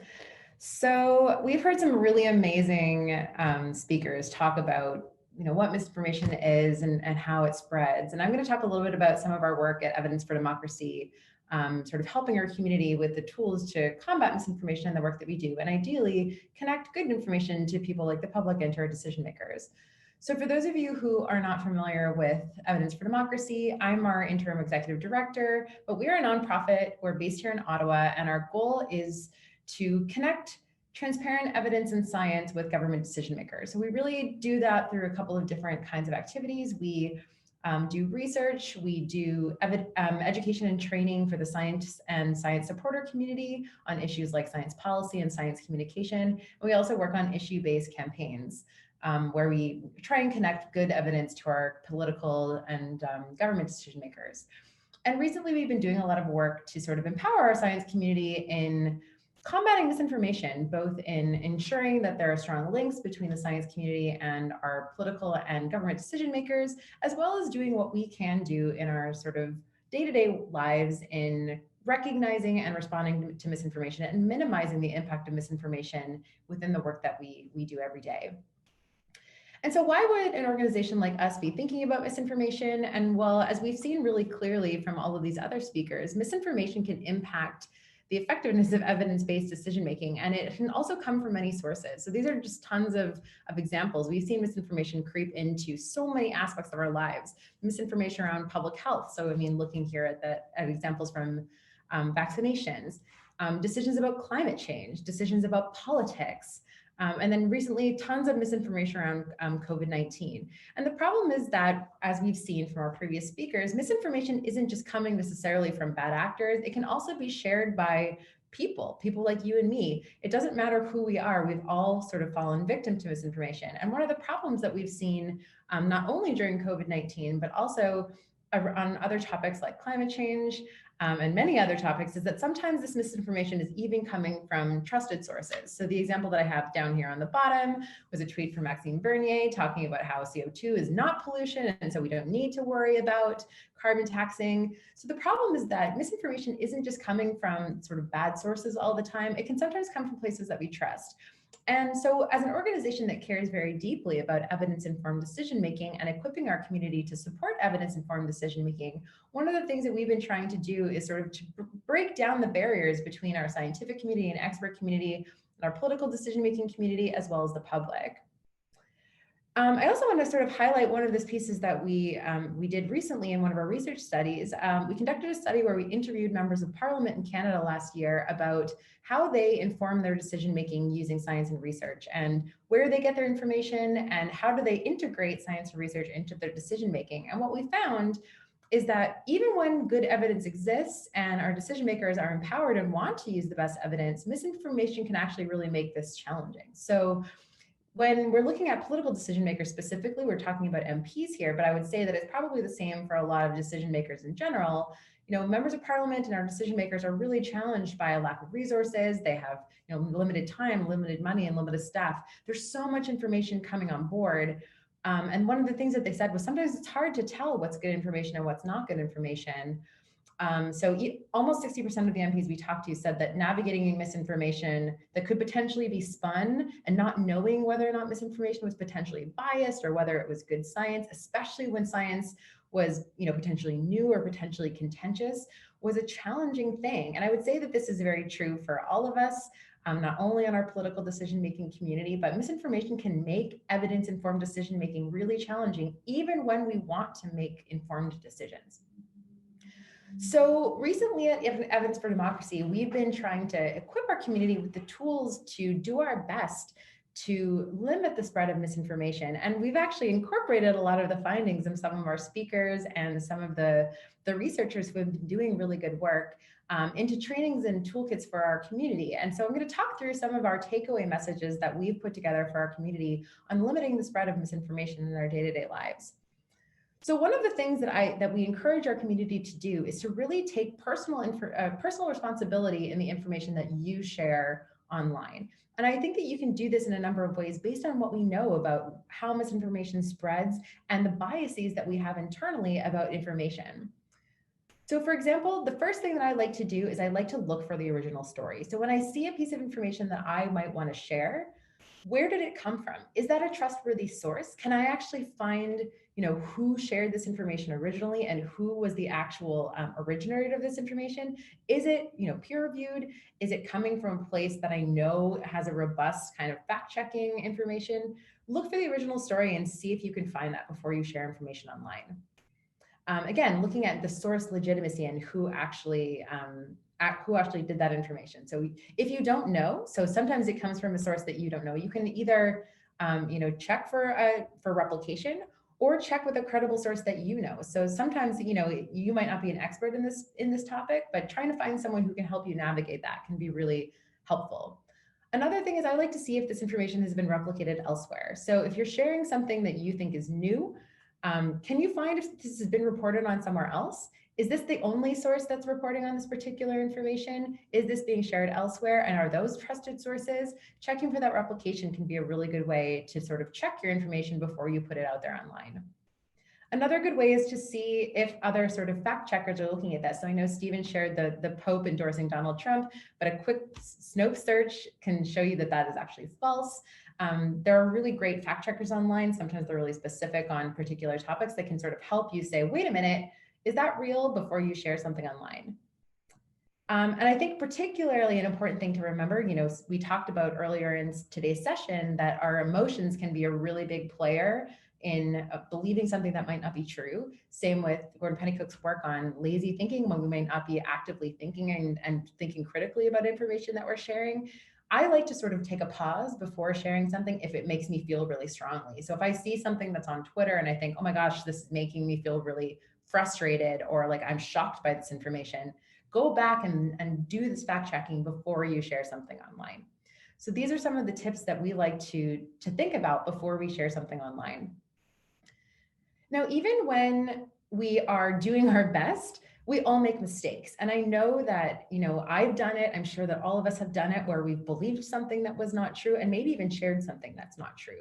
So what do you do if you have accidentally shared misinformation?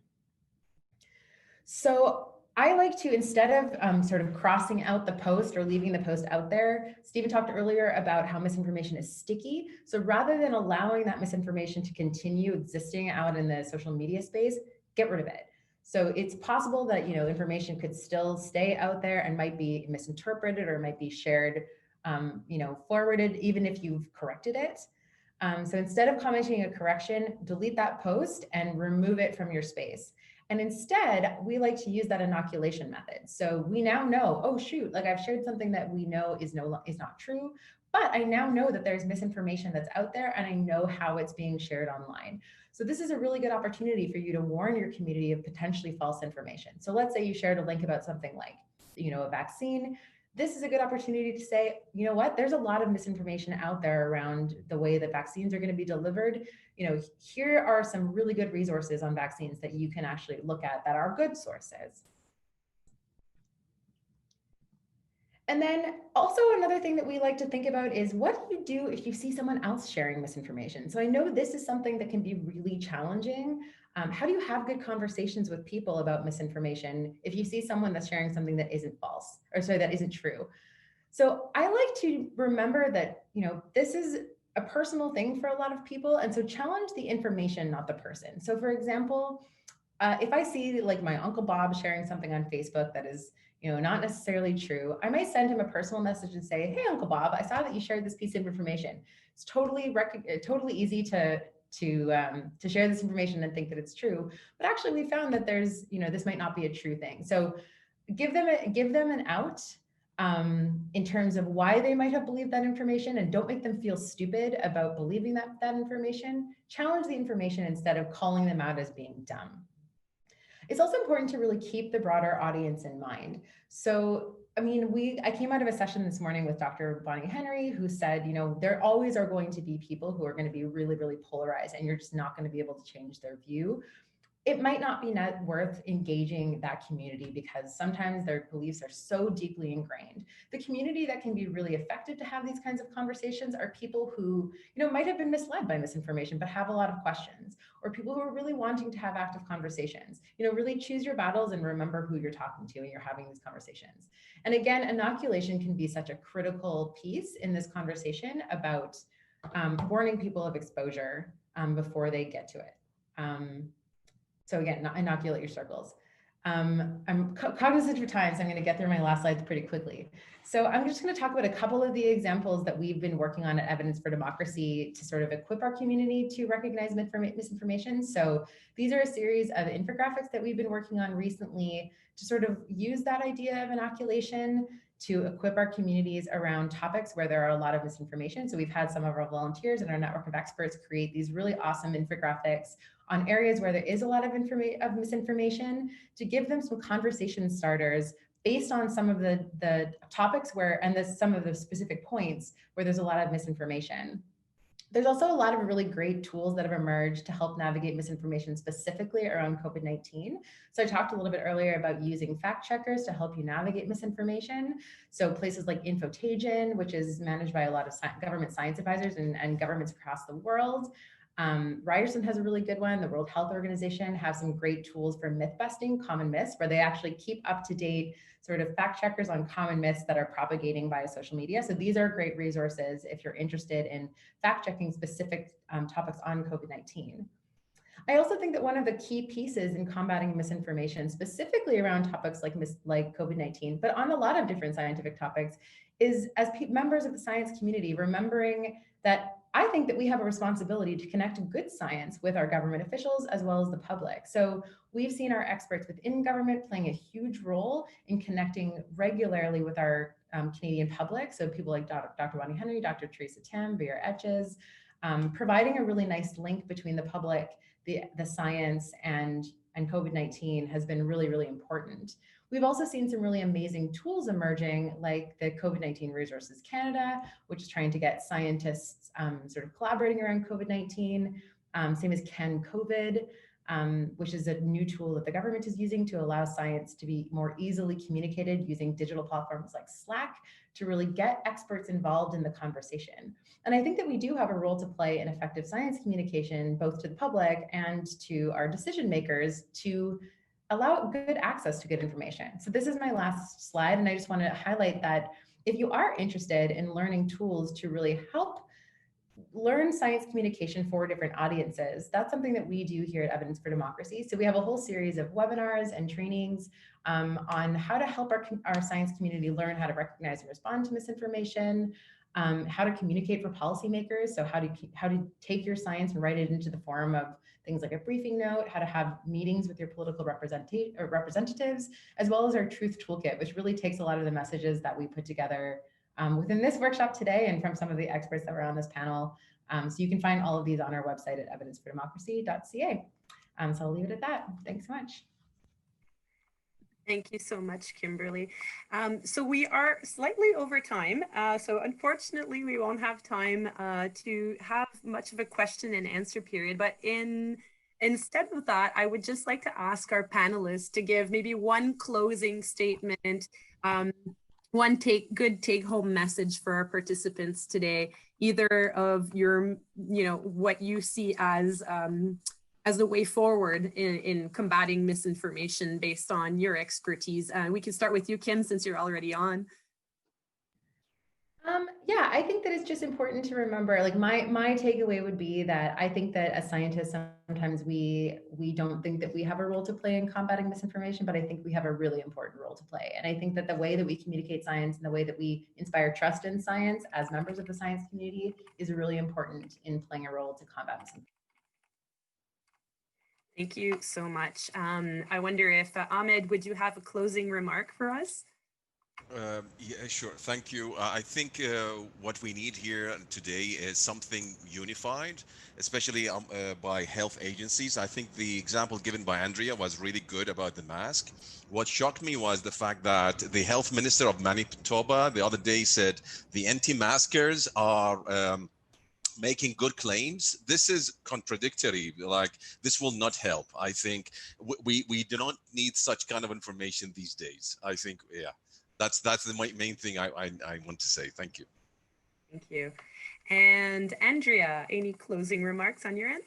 Yeah, I had mentioned an information vacuum. I think the big push for everyone, if you're working in this field going forward, is to provide as much good information about vaccination as you possibly can.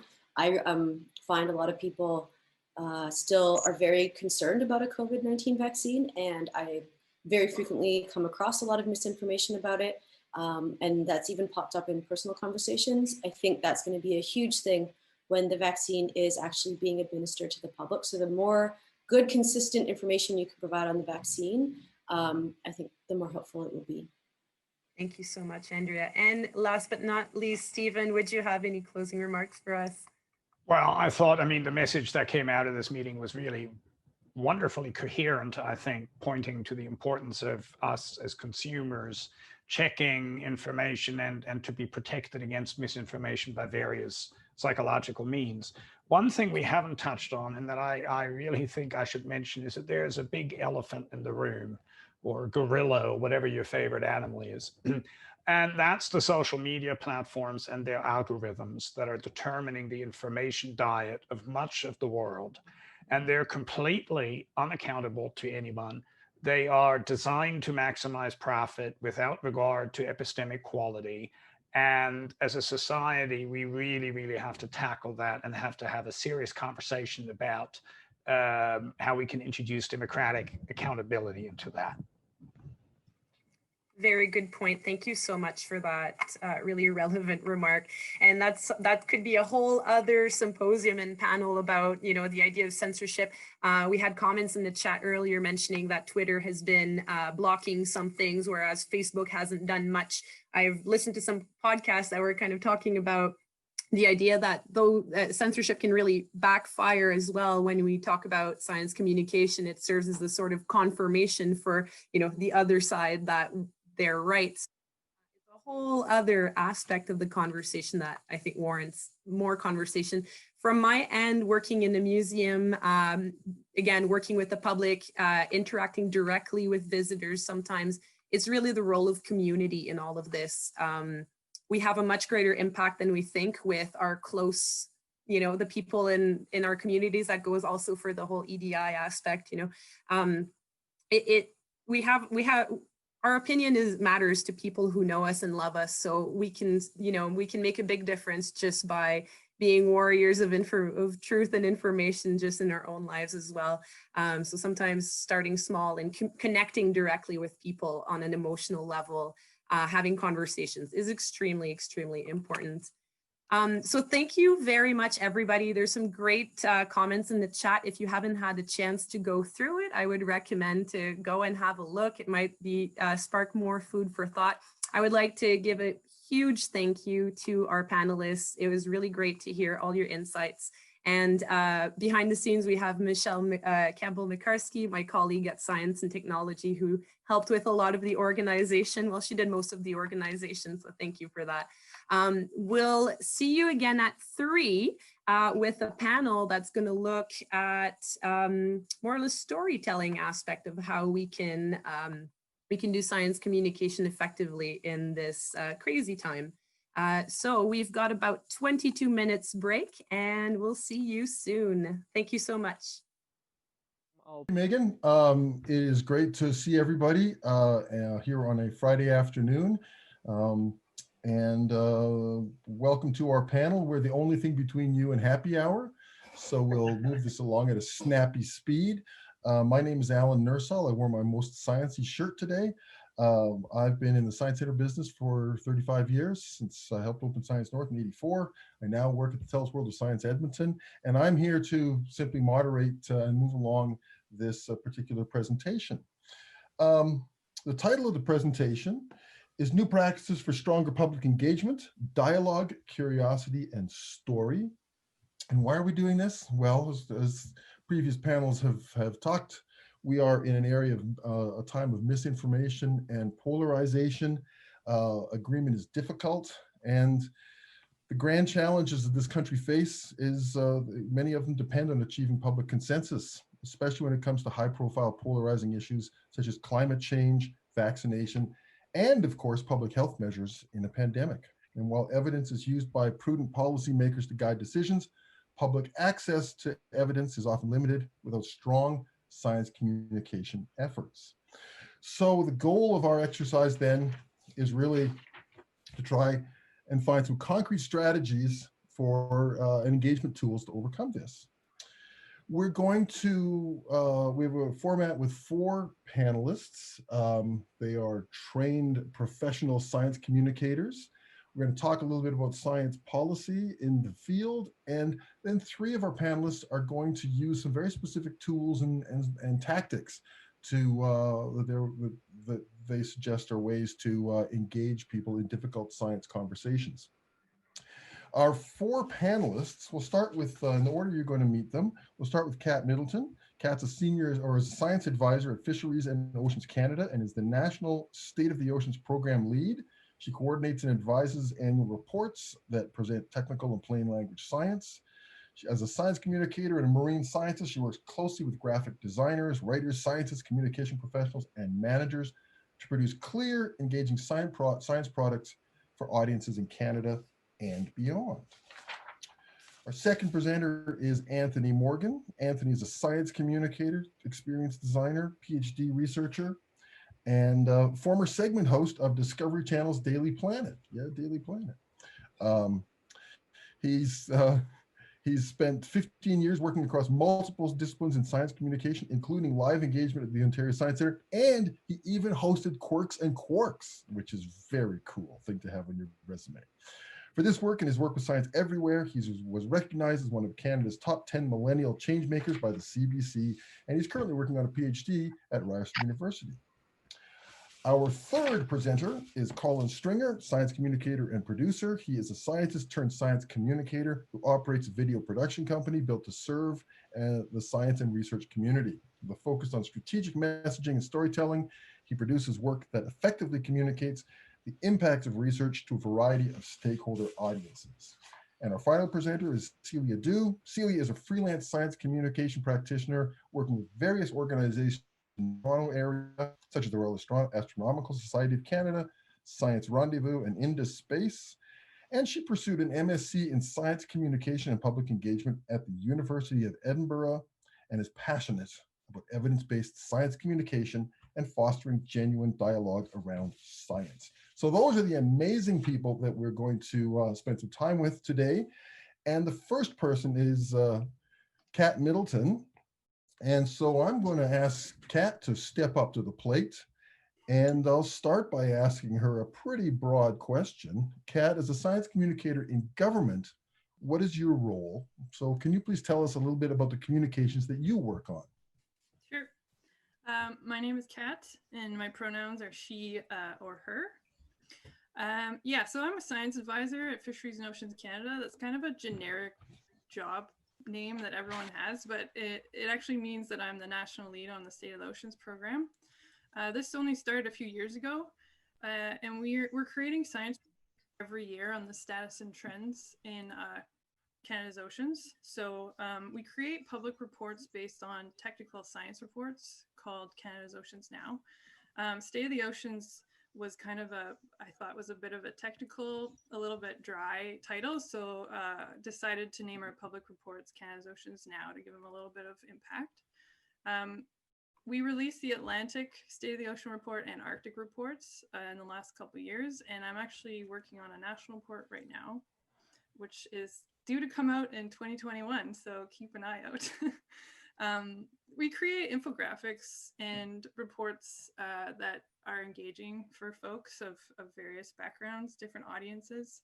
I coordinate scientific advice and graphic designers, science writers, and we work on communications content. So we try to push those beautiful infographics out on social media. We do news releases, and I sometimes help with minister speeches and bureaucratic kind of dry stuff.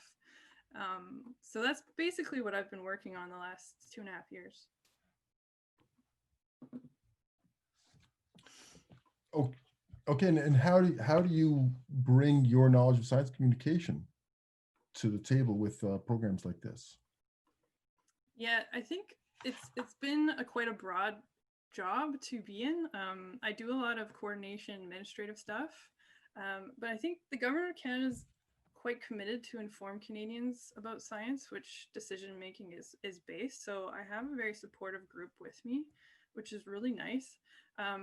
My job is to make sure that we have accessible open science information that's available to the Canadian public. And we need to do that in a way that's engaging, understandable, and shareable on social media. So we do this through storytelling.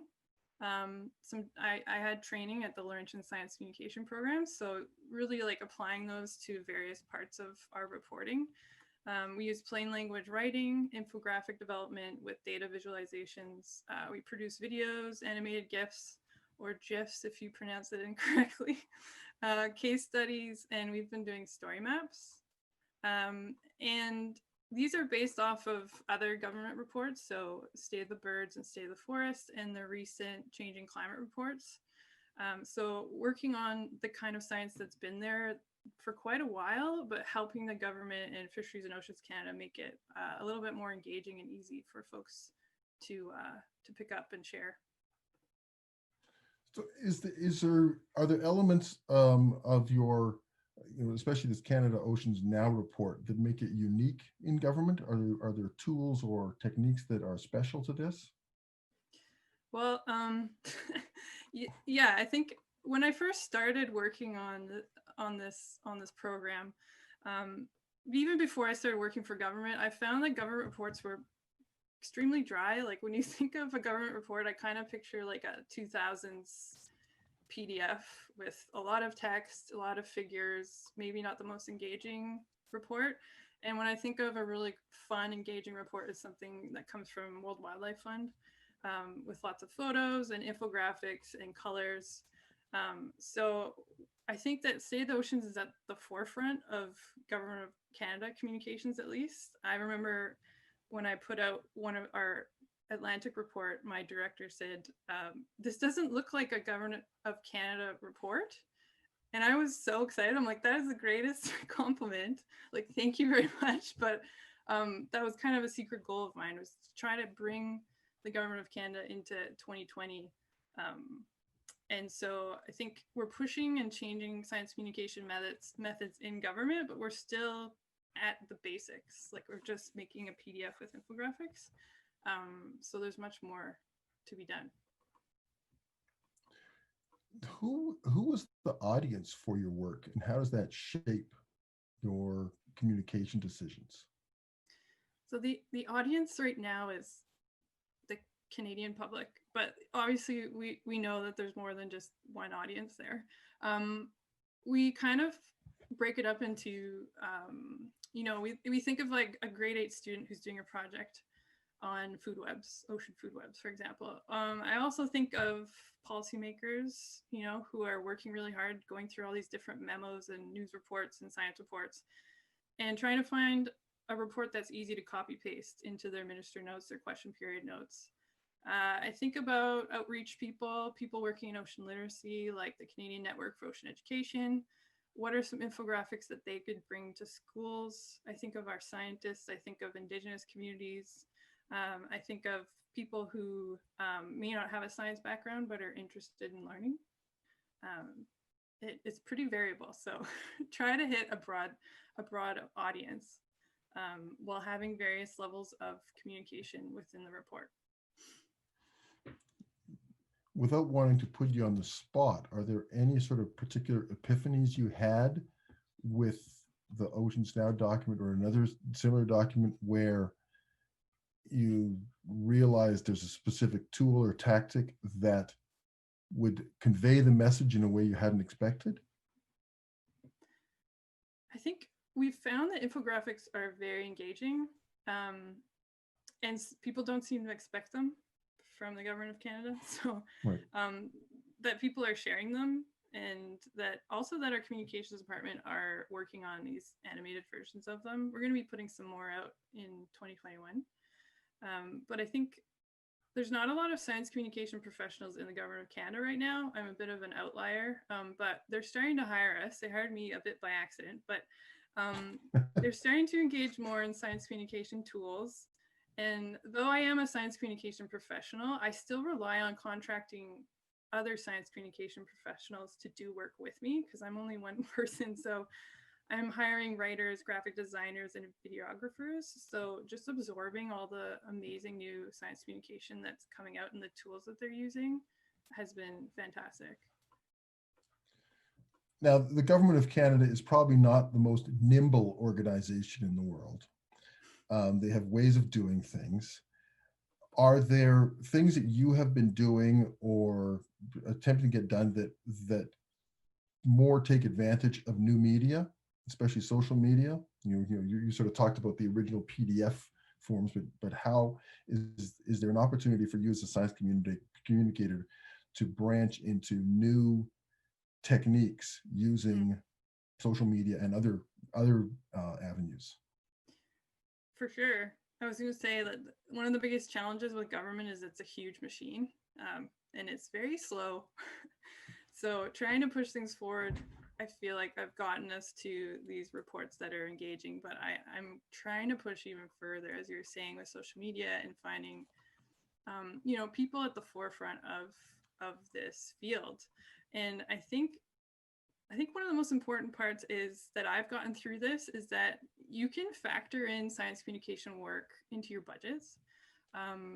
You can add these contractors and professionals into your funding and grant applications and opportunities across any sector. Like if you're in academia and NGOs, in government, even like student projects, like you can put in this work and find people that can help you do this work as they're trained. And I think there's this huge need for myself and for other people to explore new, fun, and engaging science communication tools and to hire the people at the forefront of this field. And I think engaging with people on those topics is part of my job. And although government is slow, they are open to doing a lot more. And I think I have an advantage because I'm in this world of science communication, so I can grab people in the network to help me do this stuff. But it's really important to get that knowledge out to other people and really start using all of the different tools that are out there. And sort of on the same theme, I'm sort of channeling Science Sam here and asking, do you have an Instagram account? Does the Fisheries and Oceans Department have an Instagram account, and should you be using it? We do have one, and they're trying really hard to be more relevant and in science communication. They're doing a great job. Really, like, working on that content is something that is new. So for example, our State of the Ocean report that's coming out in 2021, it's Canada's Oceans Now. It's going to be about all three oceans, summary report, talking about case studies and stories and themes, a lot of them related to climate change. So I'm getting our communications group to post Instagram stories that will highlight a video that highlights the report. So you really have to factor those things into your projects. And because that's the field I work in, I do it, but a lot of folks don't do that. And again, it comes back to really making that a part of your research plan, your communications plan, your budget, is getting these tools and approaches in so that that information gets put out in the way that people know how to do because they're trained. Yeah, well, I think you got to get DFO on the gram. That's where the kids are, and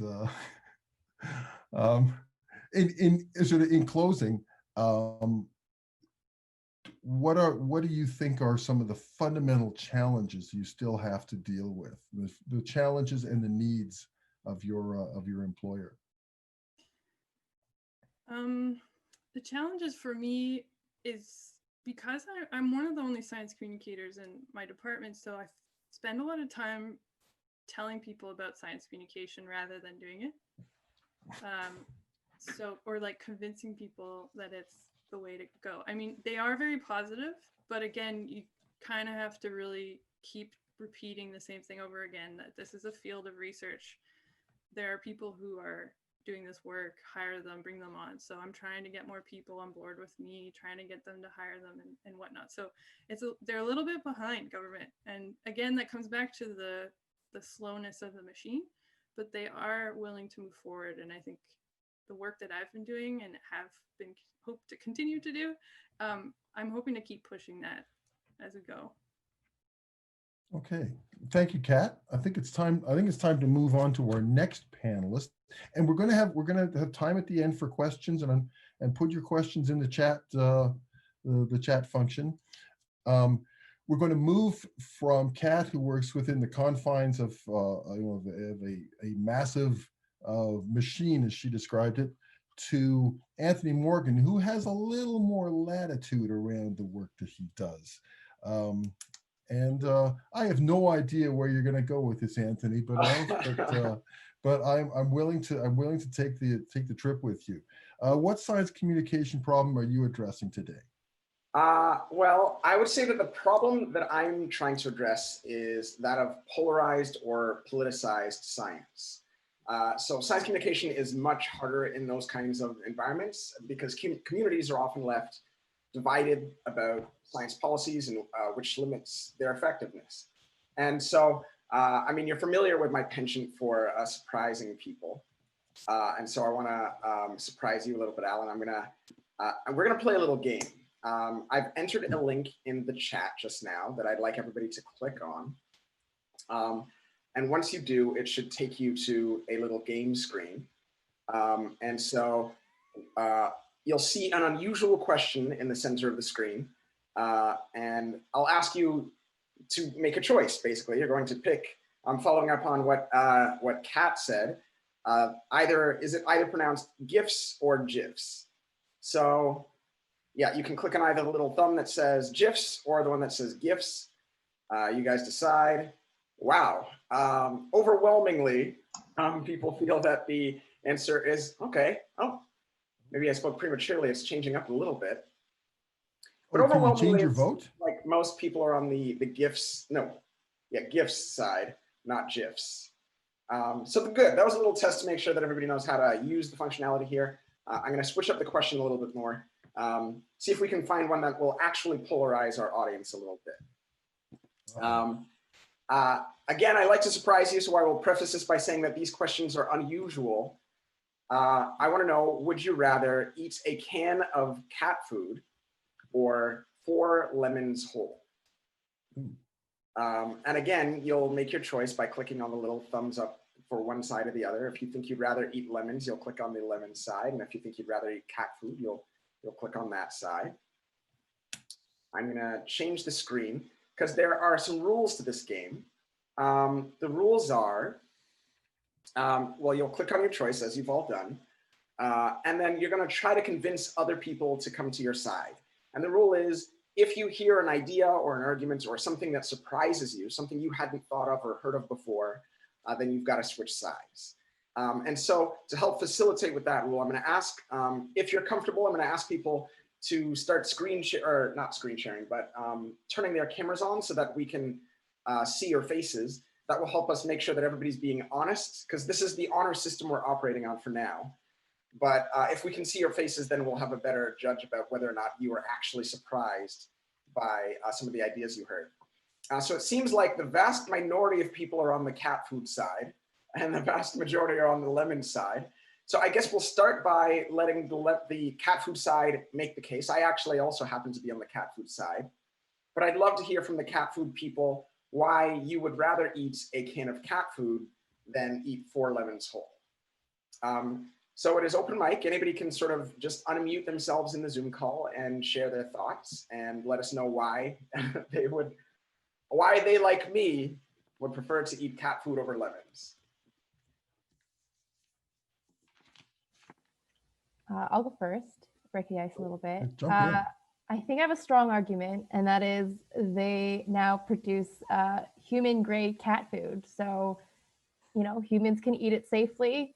Apparently, it's delicious, and apparently that means good for your cat. So that's why I would do cat. Okay, so that's a very compelling argument, human-grade cat food. I imagine that will have surprised a lot of you.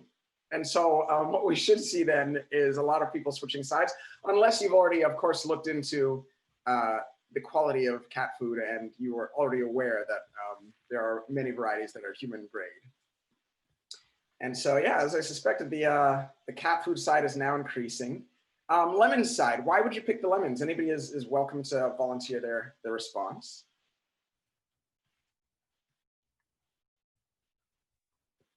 I guess I'll jump in, break the ice. I already eat lemons. Like, if I put them in my water, I'll take the slice out at the end and just kind of nibble away at it. So for me, I guess it's a known entity. Okay, fair enough. A little more of an unknown. Are you eating the lemons whole? Are you eating like them skin and all? I have eaten lemon rind before. Yeah. Okay. So it's something you already know, and you're already volunteering to do this. Fair enough. I expect that will have surprised a lot of people as well.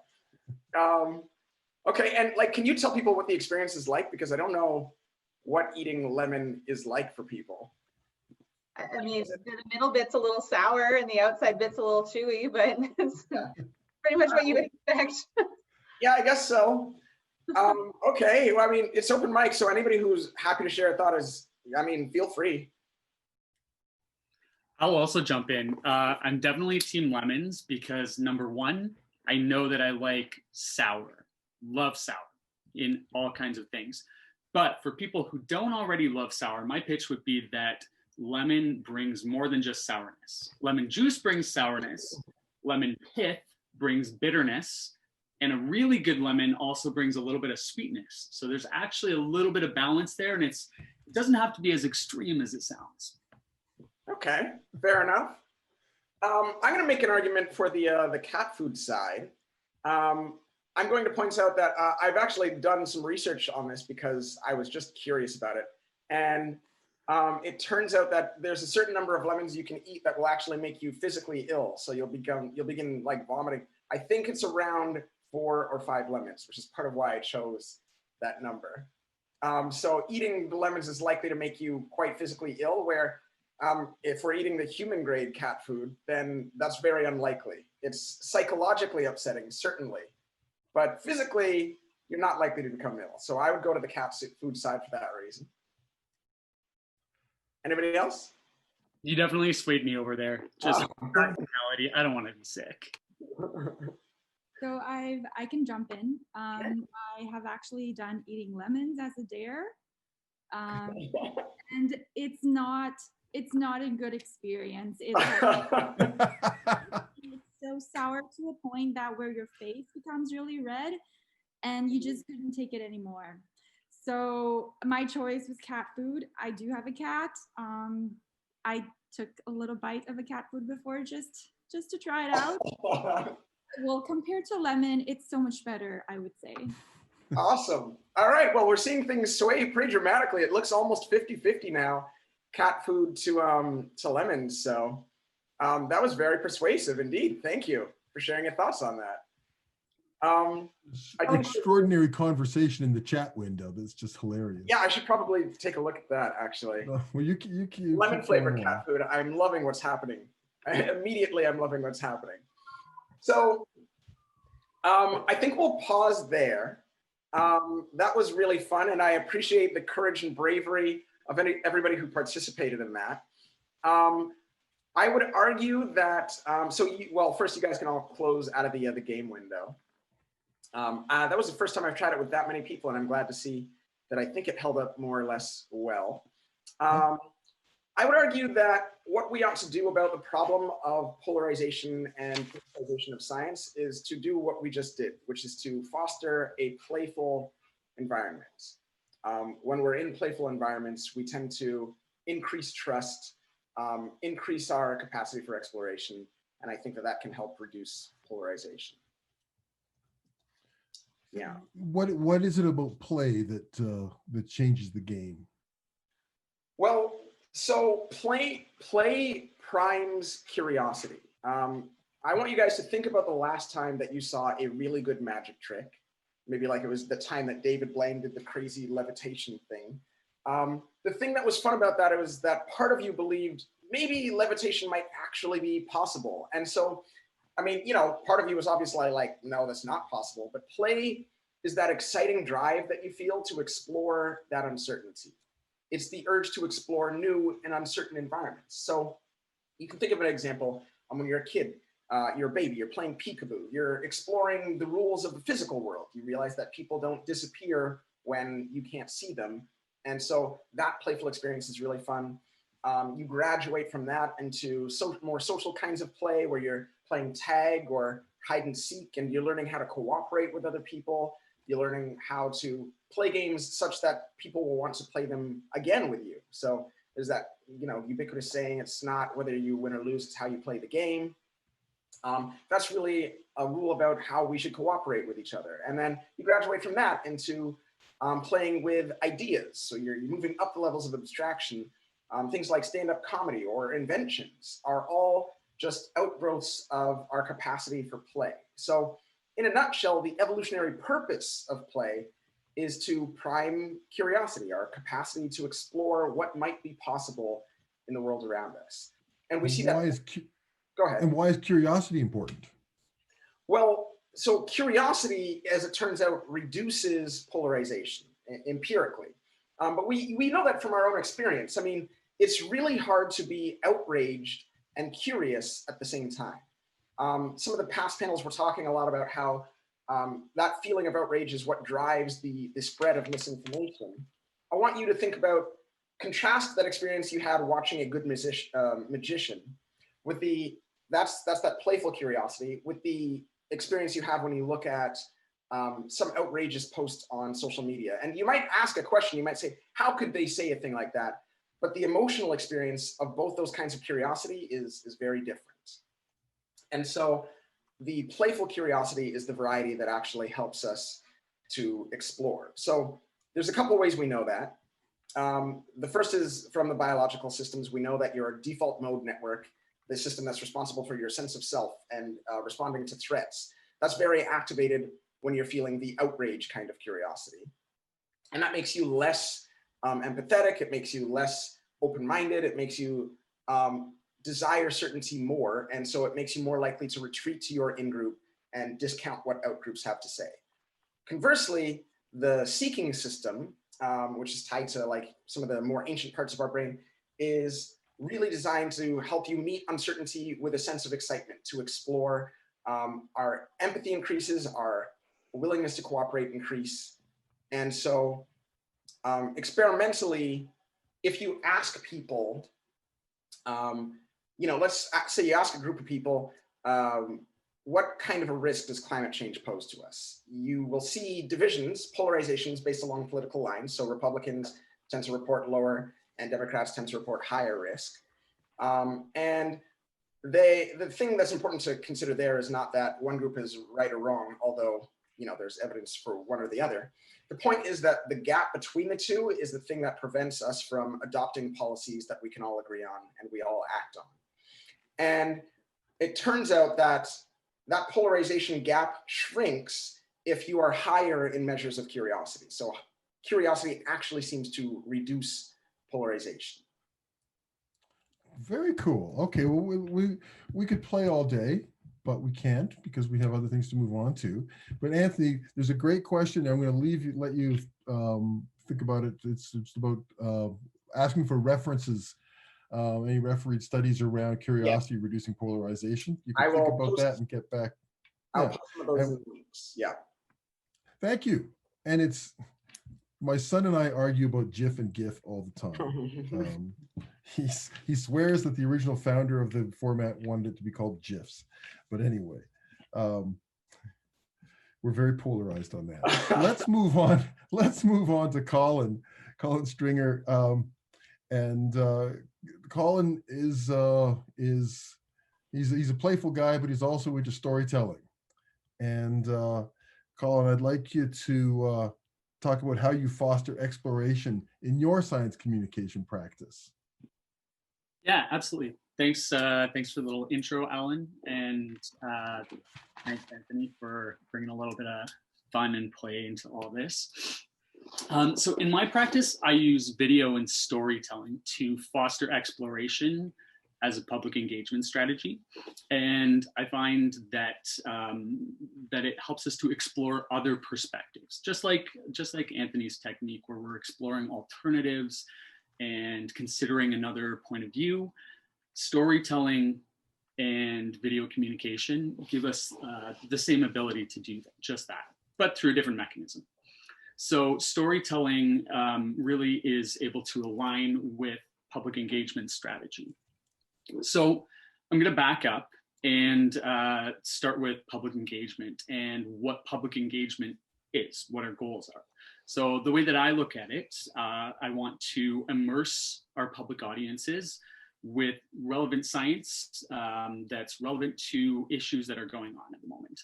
And I want to convey key messages to them so they walk away having some kind of comprehension and some kind of understanding of whatever it was that we wanted to share.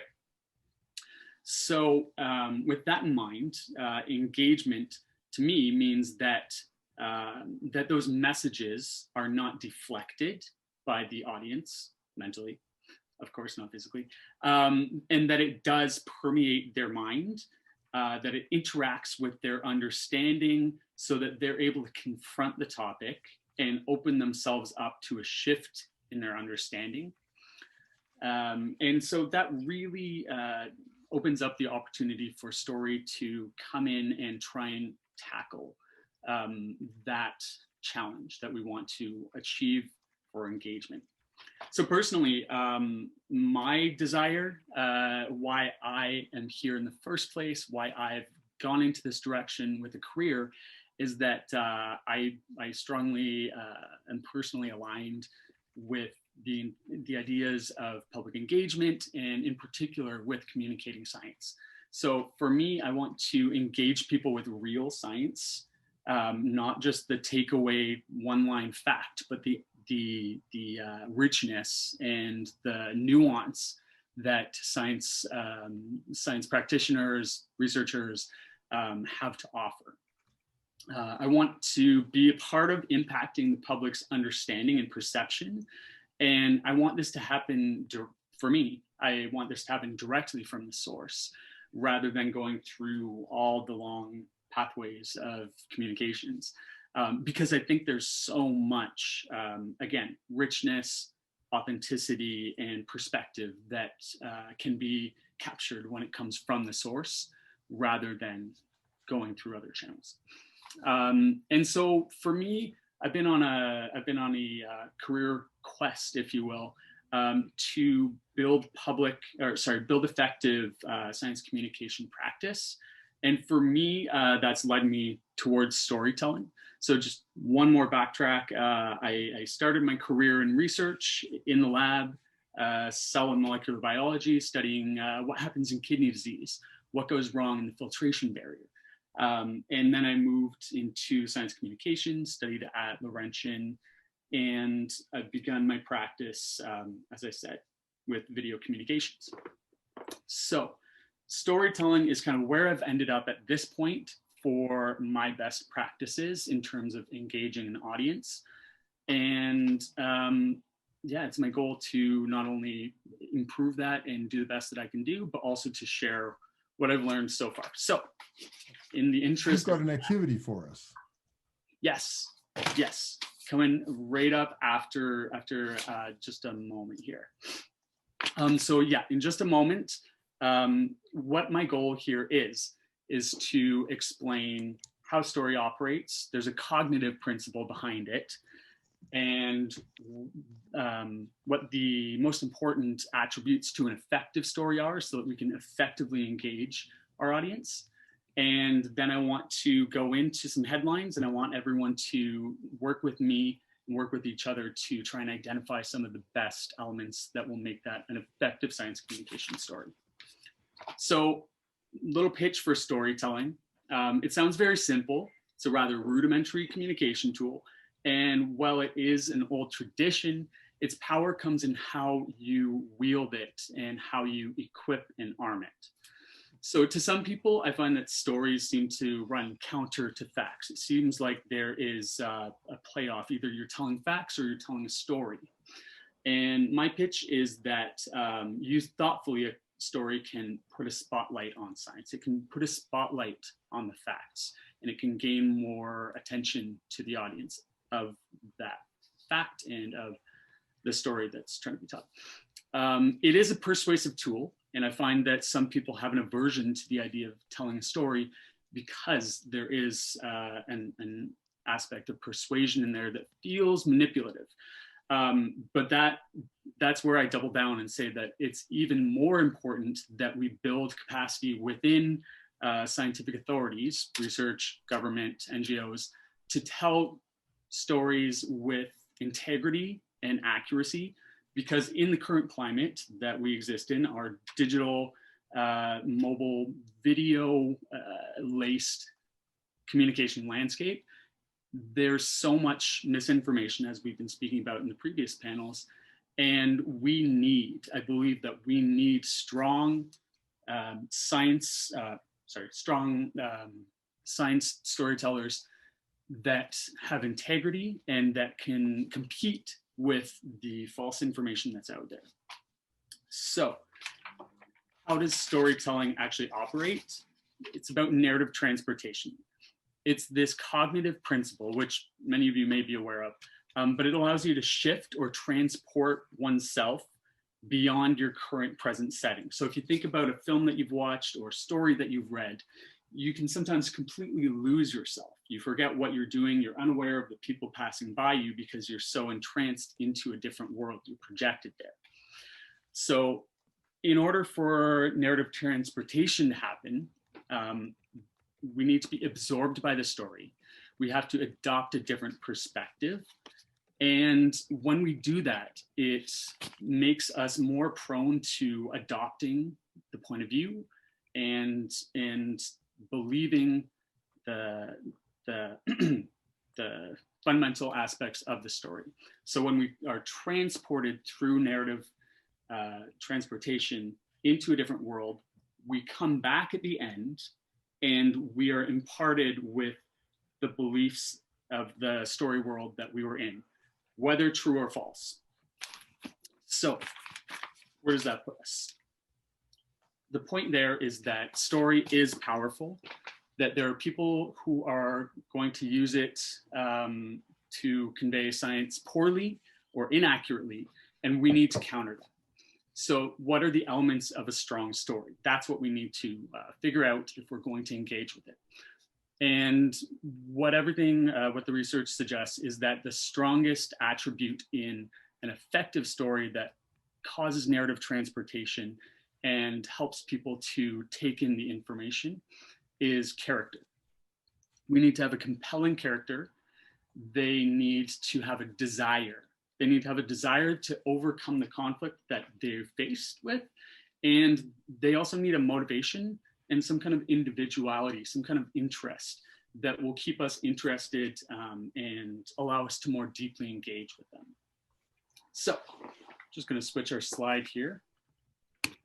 Okay, and we're coming up with 20 minutes left in the presentation, Colin. So fast forward us a little bit here. So moving along.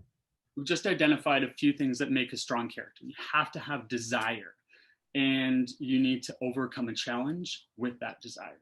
So I'm going to pull up a headline of a recent sort of current event that has a science story underneath. And I want everyone here to use the chat box. I want you to pick up your pen or type it in and try and identify who a strong character in a story that relates to this topic might be. And in a moment, we're going to look at what's in the chat box and try and explore why these characters are strong.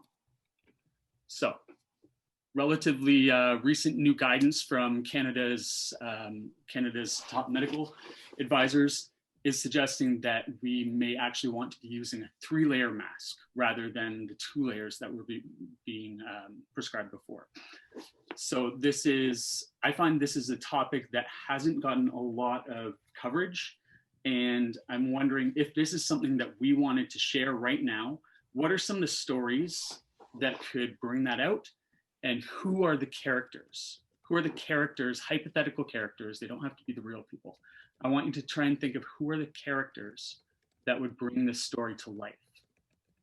And just type some of those in the chat box.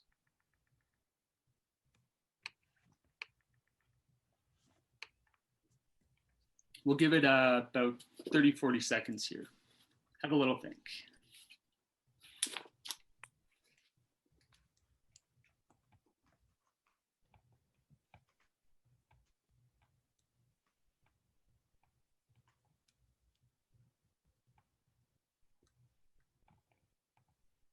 So I'm seeing some interesting ones already coming up. I'm seeing from Michelle here, small business owners who are happy to have masks so they can keep their doors open. I think that's a really interesting character to bring this story to life because it brings it down to earth. We have somebody with a strong desire, the immense pressure to keep their doors open. And even though this isn't a researcher telling the story, it does give us the opportunity to shine a light on the science if they are if they're able to express why this, this third layer mask is useful. What else do we have here? Got someone who's primary caregiver of an elderly person, Sarah mentioned here. I think that's, personally, I think that's an incredibly strong character that could bring this story to life. Again, desire. They have desire and motivation to care for an elderly person. We can learn about that connection, and that will draw us into the story to help transport us narratively. And if we're able to bake in the science that we want within that story, we walk away afterwards having imparted on us this, this understanding of the issue. Let's just see if we can pull up one or two more. And panelists, if you had any specific ideas as well, feel free to chime in. I just wanted to jump in to add, sort of connect what happened with Anthony's game and sort of your focus on story was that we actually had a larger change in opinion when someone shared a personal story. You saw someone's face, she shared an anecdote, but when we were sharing facts, like they were facts, but they weren't as compelling as an anecdote, even though scientifically it's not as strong. Bingo. And that's exactly what research says. It says that there's all kinds of speech and testimony that can produce narrative transportation and can impart a different point of view on you, but the most effective are personal stories with a strong character. I'm just going to pull one more up from Fatima. I see a middle school student sitting in a classroom not well ventilated. There's a great opportunity right there to bring up a very relatable character. If the character is relatable, it gives the audience the chance to immerse in the story more easily and making transportation more likely to occur and the messages more likely to be baked into our audience when they leave. And I do just need to say one more thing. You know, talking about misinformation before, I think some people are worried that stories are misleading because there is an element of persuasion, and they absolutely can be. They do have power. They're this really traditional way of sharing information. And I think that is my final pitch as I hand it over here for storytelling, is that we need strong practitioners with integrity who can tell these stories accurately so that the world of all the other voices has some competition and we're not misled. Thank you, Colin. Thank you. That's great. Little pockets of fireworks going off people's brains now with the play and with the storytelling and with the challenges of media. This is really cool. Let's go to our final panelists. We have 15 minutes left. We're gonna let Celia talk to us a bit, and then we can have a little Q&A at the end. But Celia, so glad to have you as part of this panel. And can you please start by telling us why you're passionate about fostering dialogue in science communication? And I can't wait to see what you've got up your sleeve as well. Yes, thank you so much. Colin, do you mind if I share my screen? Hop on over there. Perfect. Yes, so dialogue, I love dialogue. It's something that really stuck with me through my training. You know, as we move from, you know, a one-way sort of communication, we know that two-way and multi-way is actually a really effective way to do science communication and public engagement. And I want to bring sort of the idea of where dialogue comes from. It's the Greek word dialogos, that's where it comes from, and it means sharing of meaning. So I really love that because it emphasizes how dialogue is collaborative, it's incorporating diverse views, and it really values the quality of communication. It actually prioritizes listening and understanding. It's not just the speaking part. And we have to recognize when we're part of a dialogue that everyone has valuable knowledge to share and a voice to contribute, and that other views that are different from our own are just as real and legitimate. And that's like a really challenging part of dialogue sometimes. And this is actually where the significance of this diagram comes in. I know it looks a little bit funny, but if you imagine it to be sort of like an iceberg, right? Where you see the tip of the iceberg, above that purple line, we call that the visibility line, where what you see at that tip of the iceberg is where people stand on a certain topic. And especially if they're very controversial, you're kind of stuck there, and it's often a win-lose situation or even a lose-lose situation, because you're trying to convince each other of your views, and that's really hard to do, and it ends up being more polarizing, as we know. But actually, I love dialogue because what it strives to do is to go below that visibility line and to really explore people's interests, values, and needs. And no matter sort of where you stand on a topic, you're bound to find some sort of common ground there. And when we explore that and we start to understand and relate to each other, that's when our differences actually become a really great place to explore and learn. It's an opportunity to learn. It's not an opportunity to argue anymore. And so actually, when I want to challenge you to the next time you see anybody conversing, whether in real life or on Zoom or even in a TV show or movie, to identify when genuine dialogue is happening, or when people are just talking at each other and not really listening. I think it's really clear when dialogue is happening, like people are nodding, people are taking notes, there's questions being asked, you're being reflective, it's an inclusive conversation, and you're sharing really personal things. But dialogue also tends to be not very natural for us. So it tends to be not a sustained condition. It's a very fleeting thing that happens. And so as facilitators, it's actually our responsibility to understand and identify when there are barriers to dialogue happening. And that can be as simple as people are arguing, or there are dominant voices and monologues. Jargon is a huge thing, as we know, in science communication. That's definitely can stop dialogue from happening. Or if you're just trying to persuade each other, that's the whole point of it. That's also when you kind of stop dialogue. Things like dynamics between people, between extroverted and introverted, is one to consider, as well as power dynamics. So that's why sometimes we ask people to drop their titles, as hard-earned as they are. When you're with a group of people where some people may not have those titles, they can feel patronized or dismissed even with the best of intentions.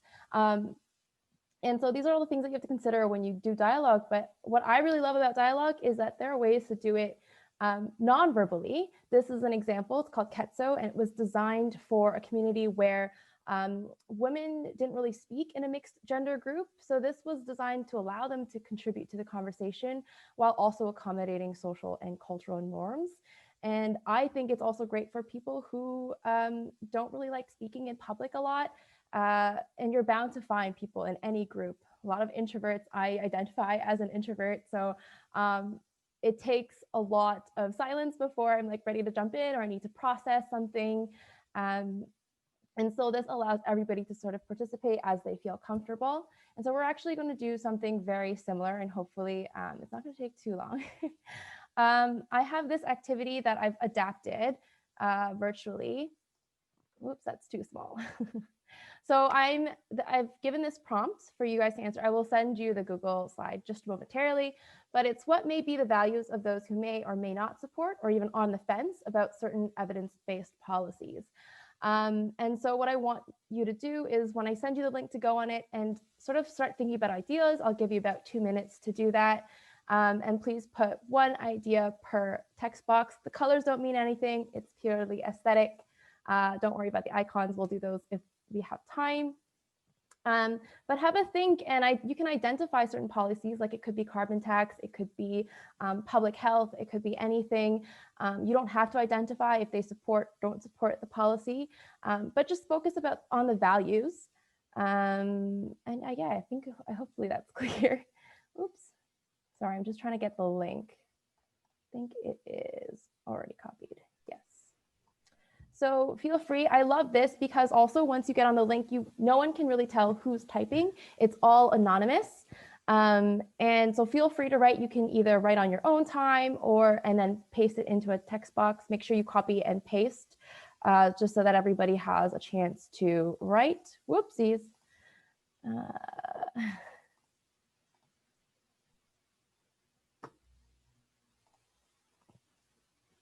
Yeah, that's great. So copy and paste and just write as you will.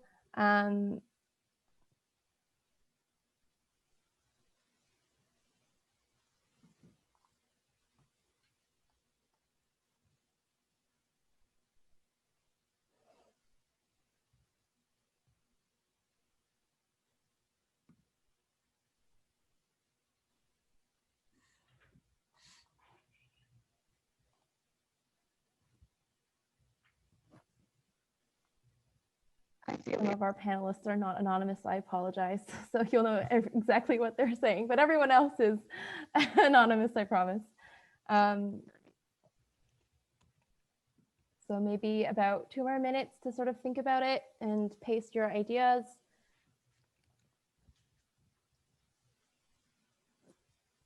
Hey Celia, I think some of us are stuck on view only mode. Oh, I'm so sorry. I'm Okay, not let sure me what's see if going I on. can change that.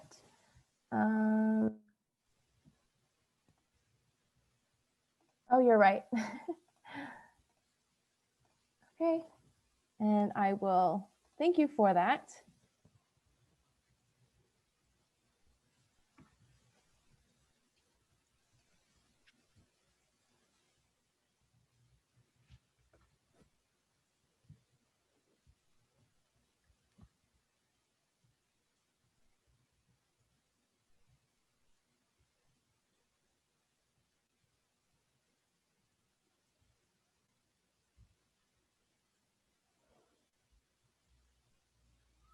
So if you're finished your ideas, what you can actually do is start copying some of the icons if you want to respond to someone's comment, but not absolutely necessary in this case as we're short on time.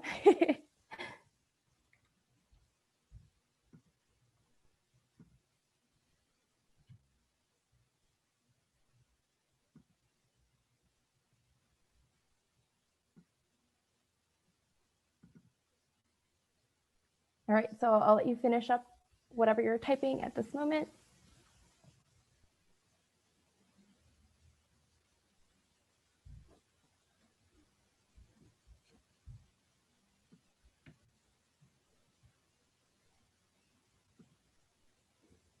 That's awesome. Wow, we've already got a lot of responses. This is filling up quite quickly, so thank you very much for participating.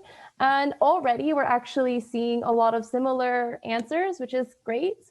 So what I like to do after this, if there's time, is usually to start reading the responses and categorizing them. So this activity is great because you're generating a lot of responses in a short amount of time, but then also seeing where common themes are coming up, but also you might get some unique responses, and those are not things to sort of ignore. Sometimes there's actually really insightful thought there that's worth exploring in that way. So for example, we've got a lot of job security. Apologies, I'm going to move things around to sort of group that.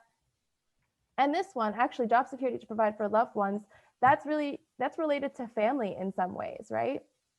Economic motivations is very similar to job security.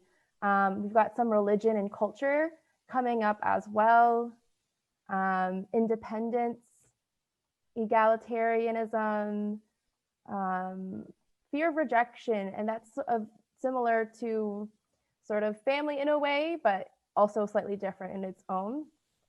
So as you can see, we don't have time to necessarily create all of these themes, but you can see that we've sort of collaborated without actually having everyone have to be vocal all at once in a short amount of time. And I love that for, especially for introverts, we get to think a little bit longer and process before we write anything. And this is anonymous, so you can feel like no one's going to judge you. And if they do, they don't know who you are. You don't know, like they can't identify you either. So yeah, I hope you enjoyed that. Yeah. Just to wrap up, can you take 1 minute before we get into a couple of questions, just to tell us, have you used this in a specific example where you've used this? Yes, I have actually. So I will show you. I did something like this with kids. We were prepping them for, sorry, it's all the way at the end. We were prepping them for a hackathon, and these were kids that had never done a hackathon before. So we're just getting them used to the idea of thinking of solutions. So it's kind of hard to explain the activity sometimes without just doing it. So this person wrote a whole paragraph, but you can see that they sort of interacted with each other and responded to each other's answers. And that way we were actually able to build, in the second slide here, I created sort of a mind map of all the themes that came up, right? You got those overarching themes of healthy habits, family and friends, relaxing, reflecting, and hobbies. And that helped them start to think about solutions in the next phase of the event. So that's very cool about equalizing the conversation level. And Yeah. Finding ways to organize people's thoughts. That's fascinating. Thank you. We have a couple of minutes left. And if there are people who would like to ask questions, the best thing right now is to barge in. Don't be polite. Just unmute and ask away in the last couple of minutes to any of our panelists. Don't make me come in there. Yeah. Chantal wants to ask a question. Is that okay? Yes. Anthony, I just wanted to know, and I don't know if you can share this, but in the chat, Colin had said that it's you and Science Everywhere that have come up with that platform that you use to do your Would You Rather game, and that's pretty amazing. So it's your own platform? Like can you elaborate? You're on mute. Unmute. No, I just speak very softly. It's a platform developed by Science Everywhere, and we're aiming to make it available as widely and as far as we can. So if anybody is interested in making use of it for whatever purpose you have, please do feel free to reach out. You can reach me at anthony@scienceeverywhere.ca. I'll add that into the chat. But yeah, the goal really is to create a platform that is easy for science communicators to use and communicate about whatever topic they want. So if anybody wants to access, let me know. Okay, sounds good. Thank you very much. Thank you. Time for one more question. A final poll is going to come up. We took a survey at the beginning, another survey is going to come up. Oh, there it is now. I think it's wondering if your goals around public engagement have been advanced by this discussion. If I could add one more thing, I know that some people were asking about some of the data that was backing up some of the case that I made. I'm going to be giving another talk on the 18th here at the CSPC specifically about that kind of thing. So if you'd like to learn more, then absolutely feel free to attend that. That's at 10:30 in the morning on the 18th of November.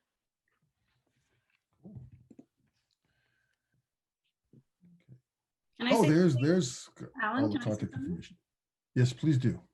Hey, everybody. Thanks, Great panel. And I just wanted to say that I found it really interesting how this panel compared to the one before, the topic of emotions was fairly prevalent.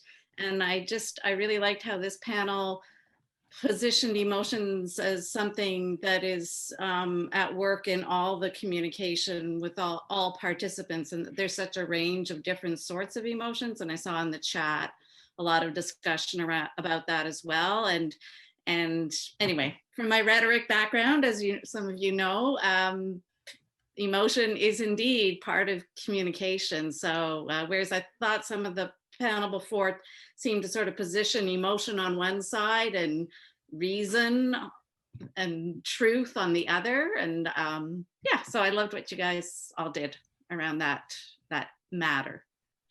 Thanks. Yes. Thank you, Philippa.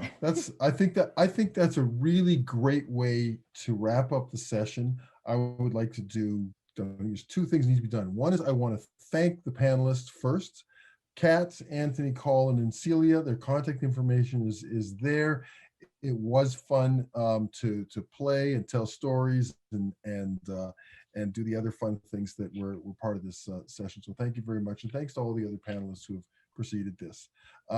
I think with that, we can probably officially adjourn this panel, but I would encourage the thing is, I don't know how long they'll let people stay here and chat. If people stay here and chat, I encourage that. So Alan, it's Megan here, the CSPC facilitator. I just wanted to echo what you said with a few final remarks. So the first one being, it was a pleasure to be the CSPC coordinator of the symposium. It was just really excellent. As a reminder to everyone, we will be sharing the key takeaways and actions from the symposium that you are then welcome to share with your communities. Secondly, final reminder to please fill out the survey. It's in the chat bar, though it may have moved up a little bit, but please do fill that out and continue to do social media. And then to your final point, maybe the tech folks can weigh in if there are, if people want to stay on and there's an opportunity perhaps to stay on for 10 or so more minutes, I'd be glad to stay and facilitate that aspect if needed. And then final point, I know, excuse me, that Chantal was going to share a Zoom link. I'm not sure exactly how that will work, but perhaps she can respond to that. So that's all from me. Thanks again, everyone, for participating, and to our coordinators and organizers and panelists. Thank you very much. Thank you, Megan. Thank you so much.